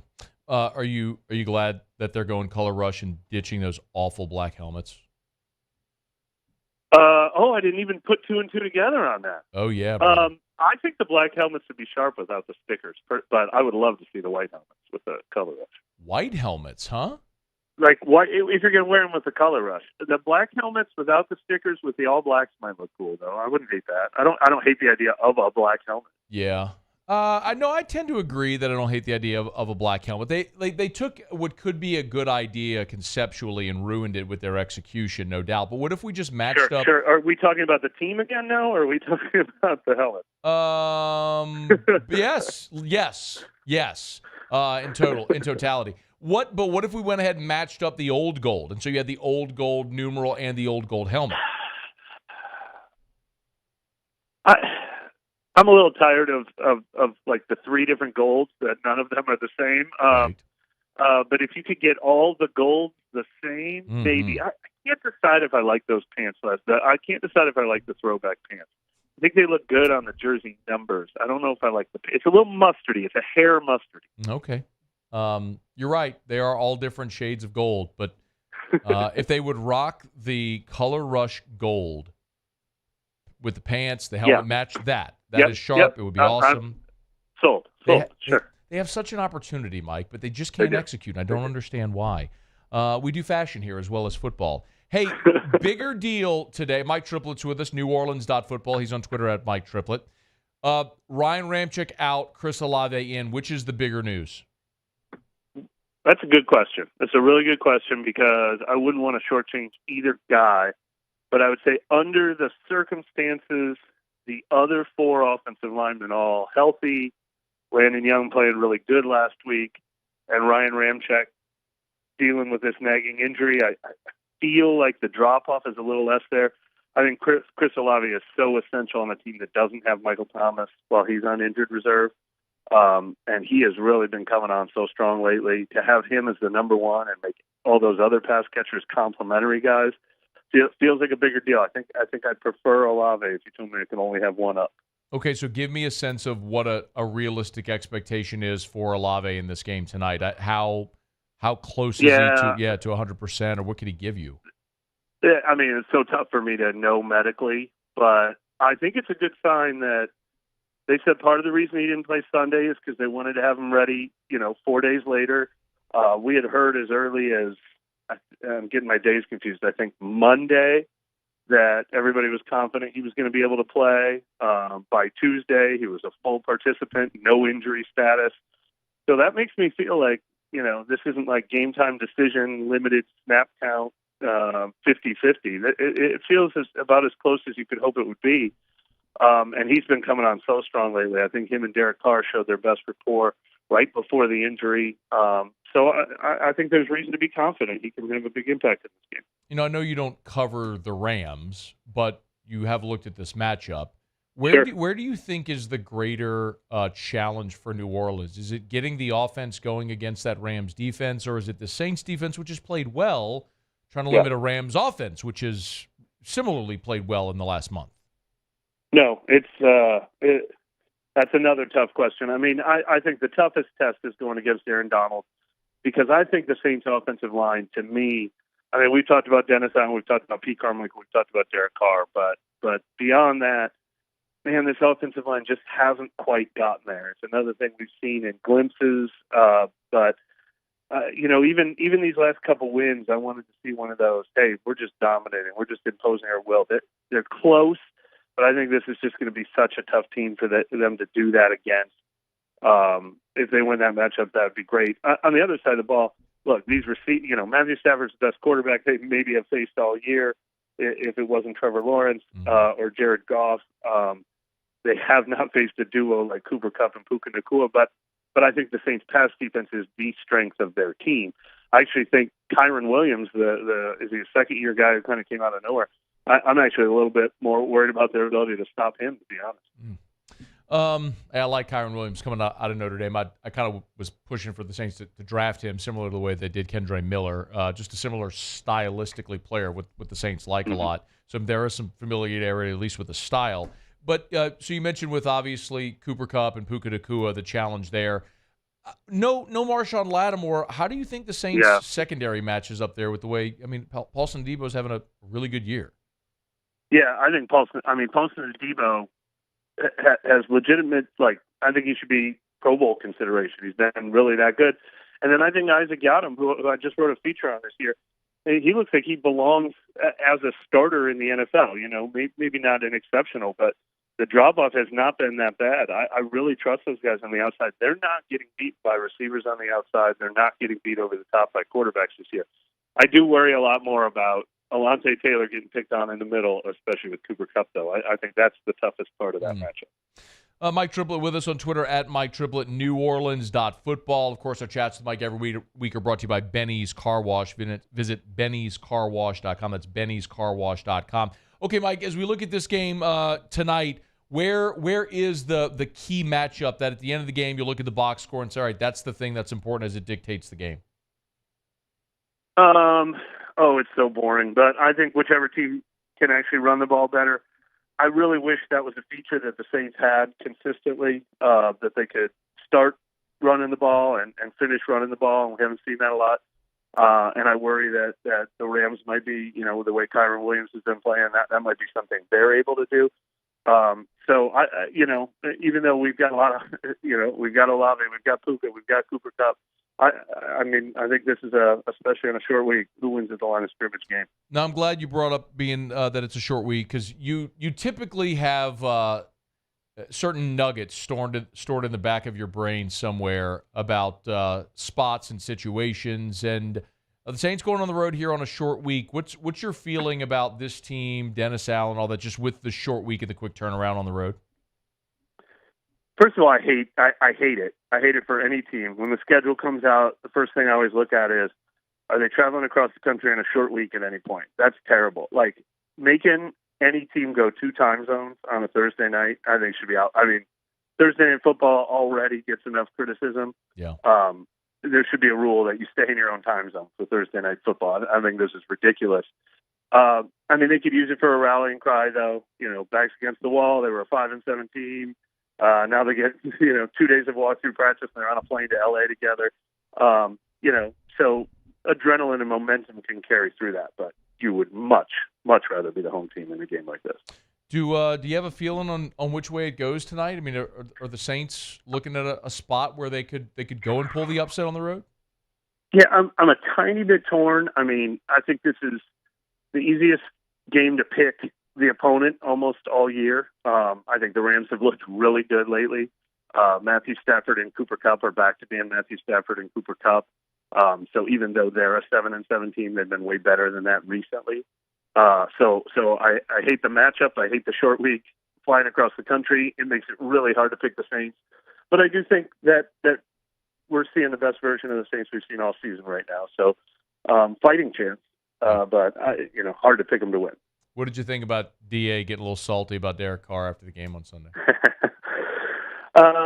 Yeah, I mean, I don't love it, but touche. I mean, Derek Carr was up against the ropes from us, from the fans, and he punched his way out of it. So they deserve to feel good about that. Yeah, you should. The 10-year vet. I mean, the only thing I don't love is pretending like it's a media-driven creation that Derek Carr was struggling. Derek Carr was struggling, but really kudos to him the way he's fought through it. Sure. You're going to back pat and victory lap over a 218-yard performance from a 10-year vet. Maybe says a little more about the season he's having. Mike Triplett, NewOrleans.football on Twitter at Mike Triplett. Good enough to join us every Thursday here during the Saints season. Of course, our chats are brought to you by Benny's Car Wash. Visit bennyscarwash.com. Give the gift of clean, bennyscarwash.com. Thanks, man. We appreciate it. I always appreciate you, man. Happy holidays. Same to you. Be well. That is Mike Triplett, NewOrleans.football. Big shout out. And by the way, Benny's has wash books available for purchase on site, or you can go to the website, bennyscarwash.com, bennyscarwash.com. Really appreciate them the past couple of years, sponsoring the segment with Mike Triplett. And I, as a result of this segment last year, went and joined the Benny's Car Wash, the Unlimited Club, and it's amazing. I mean, to put a sticker on your vehicle, and you just drive up and ride through, and the little tag reads your little laser, whatever reads your tag, and the little arm comes up, and you just go right on through. It's really a great deal. Benny'sCarWash.com, Benny'sCarWash.com. Give the gift of clean this holiday season. All right, y'all, it's after further review. Thanks for being here. Otter Locks in 15 minutes. We'll find out what Jimmy's betting on if he's got a pick on Thursday Night Football. We need a big one after last night because last night was a gigantic dud. 0 for 4 for the Otter last night. Not a great look. So we'll try to bounce back tonight. Got a bowl game tonight. Got Thursday Night Football as well. So we'll get Otter Locks here in about 15 minutes. Let me knock out a quick break. I will give you a thought on a final thought on Saints Rams, and also I did want to weigh in on Mekhi Wingo and Charles Turner. Wingo told reporters today he's undecided if he's returning. Charles Turner accepted an invite to play in the Senior Bowl, which means for all intents and purposes his LSU career is over. So I want to give you some feedback on that. We'll do that next. Stay here. It's AFR. AFR. Brought to you by Clegg's Nursery. All right, y'all. Tick-tock, tick-tock, tick-tock. Clock is ticking. Christmas is on Monday. If you have not gotten all of your shopping done, Clegg's can help you. You have someone on the list it's hard to buy for. You want a really different, special kind of gift? Clegg's can help. Clegg's gift cards, great option. Remember, let them choose. They can go pick out whatever they want. Lawn, garden supplies, they can do that. They have tuned wind chimes. They've got bird feeders and hummingbird feeders. Maybe it's something like a citrus tree that you can give to a family that can plant and watch it grow for years and decades and generations. It's Clegg's Nursery. 4 locations in the greater Baton Rouge area. Seagan near Airline, LA 16 in Denham, Mid-City on Donmore, and the Garden Center on Greenwell Springs. They've been local for more than 60 years. You need that great gift for the difficult person to buy for. Clegg's Nursery can help you out. Any of the 4 locations in the greater Baton Rouge area. Buy local, shop local, tell them Matt sent you. Clegg's Nursery. Thank you, Acadiana, for over 56 years of allowing Corvell Toyota in Opelousas to take care of you and your automotive needs. Enjoy this holiday season with family and friends. From the Corvell Toyota family to yours, Merry Christmas and Happy New Year. Breck teamed up to reimagine your parks, and you imagined big. With your help, we went to work, creating 12 beautiful community parks across the parish. A family-sized water park, miles and miles of trails, and parks just for your dogs. There are more places to splash, to explore, to run wild, and even soar. You imagined, we delivered. Gold. Breck, your #1 park system in the nation. Life in Louisiana is like a run-on sentence. A poem that doesn't rhyme. Life is here, now. For life's moments, big and small, always there. The right card, the right care. The Windsor Senior Living Community in Mandeville, Louisiana is a beautiful, vibrant apartment community geared toward seniors. They are nestled right in the heart of Mandeville, where seniors live a more carefree lifestyle in spacious apartments with the peace of mind that comes from having a little extra help. Call the Windsor at 985-624-8040 to schedule a lunch and tour. Come see how the Windsor can be your passport to peace of mind. Dylan Cruz here to tell you about Six Rings Baseball and Softball Camp. If you live on the North Shore and play ball, go to Six Rings Camps with former LSU assistant coach Dan Canaveri. His knowledge is second to none, and your child will improve and have fun doing it. Camps were held at Coquille Park and Six Rings Academy in Covington with 4 sessions over the summer. Full day and morning only sessions are available from ages 7 to 13. Go to sixringsbaseball.com or call 985-206-9096. Learn the game to love the game. The interior of an Infiniti is thoughtfully designed to be all about you. And by you, we mean every version of you. Because there's luxury you can feel, and there's luxury that lets you feel. Infinitely you. Experience luxury like never before with Infiniti Premium Care, included with the 2023 QX80 at your local retailer.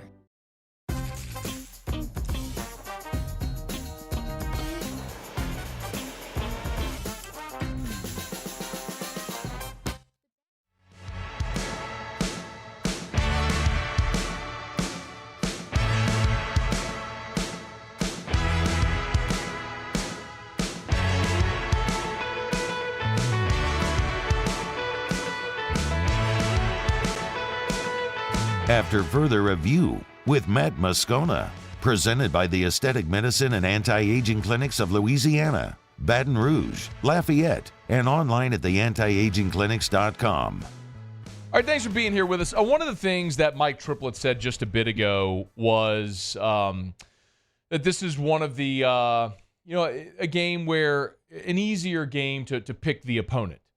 And he's right. The Rams are a 4-point favorite, but it's the spot. It's the thing that I always talk about here that I find very, very hard to ignore, which is it's a short week. You're traveling. You play on Sunday. One of the reasons that I was bullish on the Giants a week ago was because the Saints against the Giants was because the Giants played on Monday Night Football, then had to travel from New York to New Orleans to play on a short week. That is an inherent disadvantage in recovery time, in preparation time, game plan, all of it. Traveling itself is hard enough in the NFL. When you weigh in all the other factors, it makes it even more difficult. Thursday, traveling on a short week, Thursday, 2 time zones is almost unfathomable. You play on Sunday, you get treatment on Monday, you walk through on Tuesday, you travel Wednesday, and then you're playing on Thursday. It's so hard to imagine the Saints going on the road and being crisp in this football game and winning it. I think the Rams win this game, and I think they win it easily, to be honest. This is the nature of a bad football team. It's the 1 step forward, 2 steps back, and that's what the Saints have done all year. They've never been able to find that degree of consistency this season. And when you played very poorly against Carolina but won because you were playing the worst team in the NFL, and then you come back and play a very complete game, maybe your most complete game of the year against the Giants, it just stands to reason that the Saints haven't been able to find that consistency all year. As a matter of fact, the only times we've never seen the Saints win 3 in a row all season. They opened the season with a win against the Titans and then Panthers, then lost to Green Bay, a game they should have won. They went win-win, loss-loss. Win, loss-loss. Win-win, loss-loss-loss. Win-win. I mean, it's just when you're bad, you're inconsistent, and that's what the Saints are. And if this were a full week, like a full week of rest, and they were playing on the West Coast, I still would like the Rams because of the Saints traveling. But on a short week, it's impossible for me. The only other time this year that I felt this bullish about an opponent was when the Saints played Detroit. I sat right here and I told you, I don't see a single matchup on the field where I favor the Saints. And lo and behold, you blinked and you were down 21-0 in that game. Now, you rallied and came up short, but you found yourself in a 21-0 hole 7 minutes into the game. So I feel similarly about this. I do not like the Saints one bit in this ballgame tonight. I don't think they win it, and I don't even think it's particularly close. I hope I am dead wrong. I am not. I have and will continue to say, I am not a fan that's cheering against my team. I do not want the Saints to lose out and play for a draft pick. I mean, even if you lose out, you're 7-10. You're likely picking outside of the top 10 at that point. So the days for thinking of that you're going to end up in the top 5 and land a franchise quarterback, that's done. The amount of money, the resources you have invested in Derek Carr for next year, he's back next year no matter what, because you're not going to eat that dead cap number. So Derek Carr is going to be back. You're not drafting a quarterback in round 1. You might as well win out, make the damn playoffs, win a home game in the playoffs, and see if you can go get on a bit of a run. That's what I'm pulling for. I would always rather see my team win than lose. So I'm hoping they win tonight. I just have no confidence in the Saints' ability to go on the road, this team, on a short week and win that game against a Rams team that's 1-4-5, and their only loss was an overtime loss on the other side of the country against the best team in the AFC, losing in overtime to Baltimore 37-31. So Rams are playing good. The Saints are inconsistent. You're on the road on a short week. I like the Rams, and I like the Rams comfortably in this game. We'll see what the Otter thinks as far as the spread. We'll get to that with Otter Locks a little less than 10 minutes from right now. I do want to talk about Charles Turner and Mekhi Wingo. Let me quickly remind you about Shawbills. Shawbills Tire and Auto Service, shawbillstire.com. Christmas is on Monday, y'all. If you're going to be traveling for Christmas, make sure you bring your vehicle to Shawbills. You need an oil change? Shawbills. You need a check engine light on? Shawbills. You need your tires rotated, balancing, alignment? Shawbills, they do it all. And look, if you buy your tires at Shawbills, remember, those services are part of the Charlie's Dozen. When you buy your tires at Shawbills, Charlie's Dozen, it's a dozen benefits extended to you and every vehicle in your family for the life of those tires. Free balancing, tire rotations, alignment, free tire repairs. They treat you like family. It's Shawbills Tire and Auto Service. ShawBillsTire.com. Shawbills, where we keep you rolling. So there were two newsworthy items today around LSU. One is that Mekhi Wingo, who missed 6 weeks with that abdominal injury, he's back at practice, practicing fully in the 18 jersey. He's going to play in this bowl game, but told reporters he has not decided if he plans to return to LSU for next season. I think this is super important. Because the interior defensive line positions, it is so important that LSU gets Wingo, Smith, and Guillory back. Because if you don't, then you are, at this moment, woefully thin at that position. You will have to get a guy like Dominic McKinley and hope a true freshman can be an impact player for you. You will have to go add someone else out of the transfer portal. I mean, you have lost Ty'G Hill, Fitzgerald West, Bryce Langston. You have lost your young depth. And if you lose Smith, Wingo, Guillory, all you are left with is your transfers that might come back. A guy like Jalen Lee maybe steps up next year and has a season. What does Paris Shand do next year? And then you bring in Sean Washington as a JUCO. I mean, then it's freshman. So you are really dangerously thin at defensive tackle if those guys don't come back. So that has to be the biggest selling point for Brian Kelly right now on the staff, is getting those interior defensive linemen. Those three guys I just mentioned, Smith, Wingo, Guillory. You got to get those guys back. If you do, then I think you can be stout on the defensive line next year. We know Wingo's a great player. I mean, he was an All-American. Was a freshman All-American. Last year he was a third-team All-American. And but for the injury this year, was clearly your best interior player, and you'd love to get him back. Mason Smith maybe takes another step in his development. Jacoby Guillory, who's played a ton of football for you, big space eater on the interior. Yes, I think all that is so important to get those guys back. The other tidbit that came down today is that Charles Turner has accepted an invite to the Senior Bowl. And congrats to Charles Turner for that.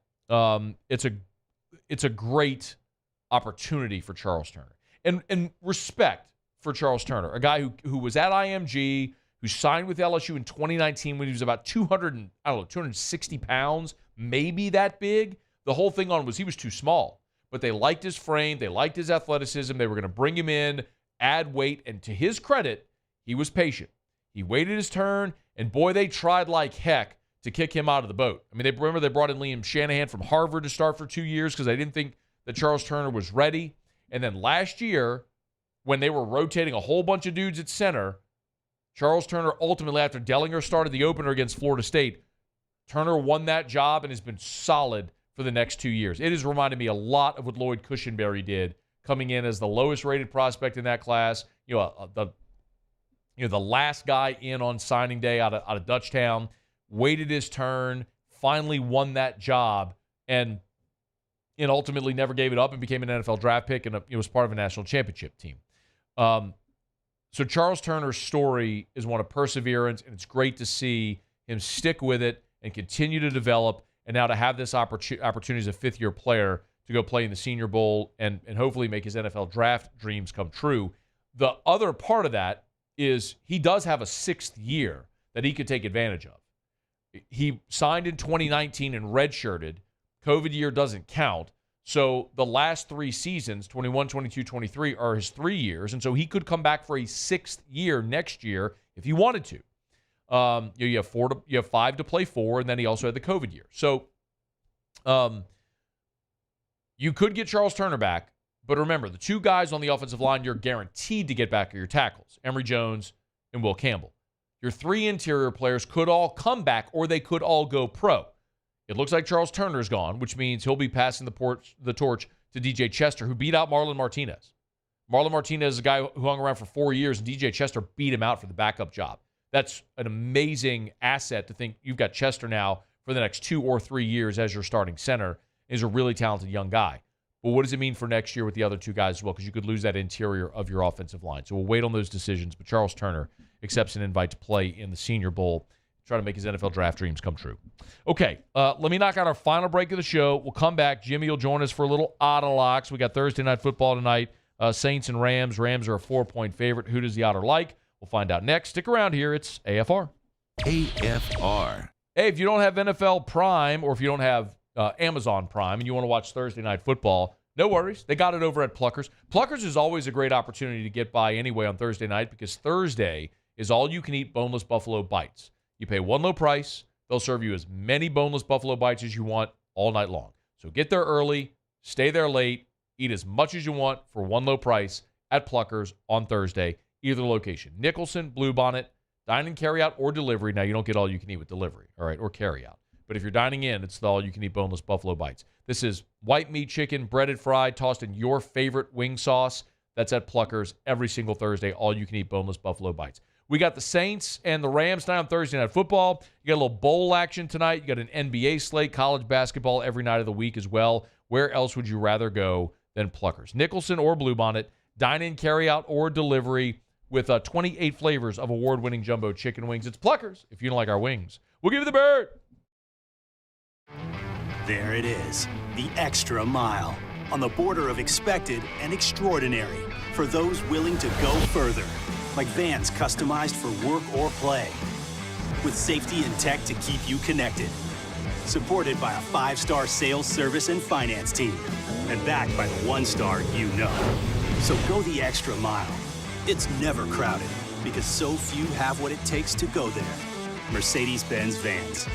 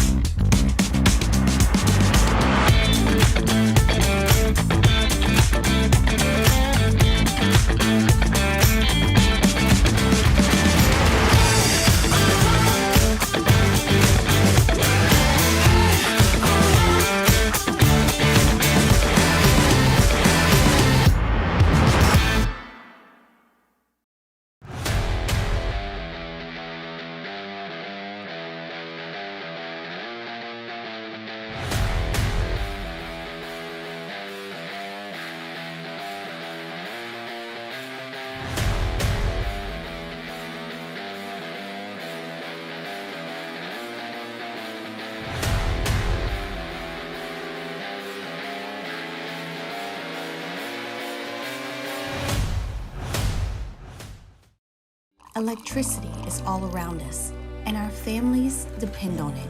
Every day is sparked by the power of a cold drink or a warm meal, a movie night, and a comforting light at the end of a dark hallway.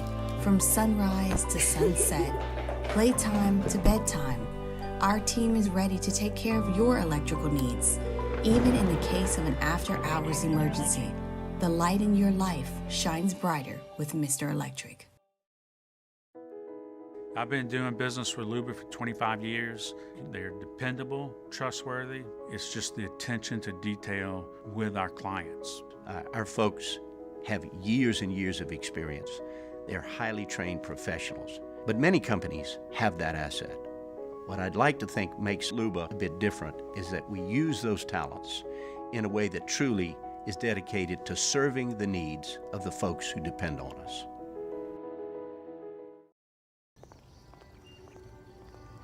Would a couple that just came from a couples massage have any use for the massage seats of the Infiniti QX60? Yes, it appears they would. With driver and passenger massage seats, mute all your notifications and feel infinitely you.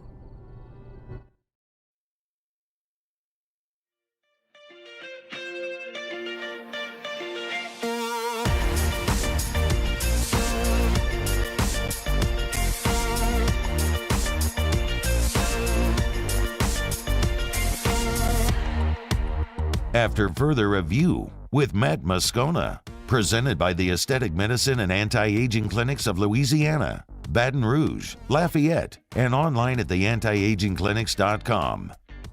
All right, down the stretch we come. Final segment here on a Thursday edition of AFR, presented by the Aesthetic Medicine and Anti-Aging Clinics of Louisiana.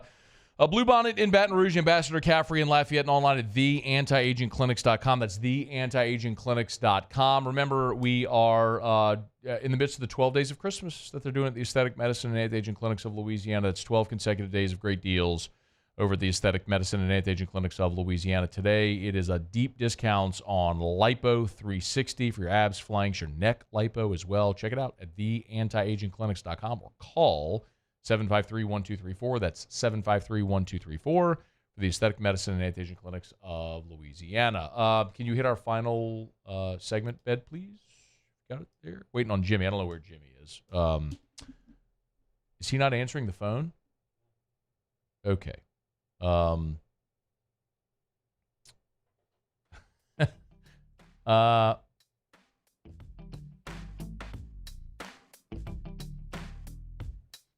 Is that him? Okay. Wait, I'm sorry. Was that him calling or no? Okay. We're trying to get Jimmy for Otter Locks. You know, the thing we do every single day at this time, like literally every day at this time, and apparently Jimmy's not answering his phone. Taylor, would you like to give a pick on tonight's ball game? Yeah, I would take Rams to cover, what is it, 4.5? Yeah. Either one, I'm taking the Rams. I just, look, what do they say? It's the team wins less than a 50% clip when they have to play on a short week. When they travel, it's even lower than that. I think everything's working against the Saints tonight. I agree. Okay. Do we have Jimmy? Okay, please hit the Otter Locks open. Otter Locks, presented by Lofton Staffing Services. At Lofton, we put people to work. Call us today at 924-0200 or go to lofton.jobs. All right, Otter. Hey, no worries. You know, we just do it every day at this time. Appreciate you for grabbing the phone. How are you? Hey, man. How are you doing? A little holiday party, Matthew. Oh, my God. Yes. So, I'm sorry. My phone kept buzzing. I had to break away from my conversation. How are you? Who dat, huh? Well, you know, you know what? I thought, seriously, I think that the defense was a little bit had a little extra juice with all the DeVito build-up. And, I mean, they made life miserable on him to the point where the coach is doing the Mamma Mia, okay? And I'll tell you this, Derek Carr, I thought played his best game. Arguably his best game as a Saint. He was 3 touchdowns, no interceptions. Okay, that's sad. In the red zone with Taysom Hill is not 100%. But he also had several third down conversion passes And he made throws in tight windows. But, Matt, I think that's more the outlier than I've got a larger sample size where that hasn't been the case. This Rams team is better than expected.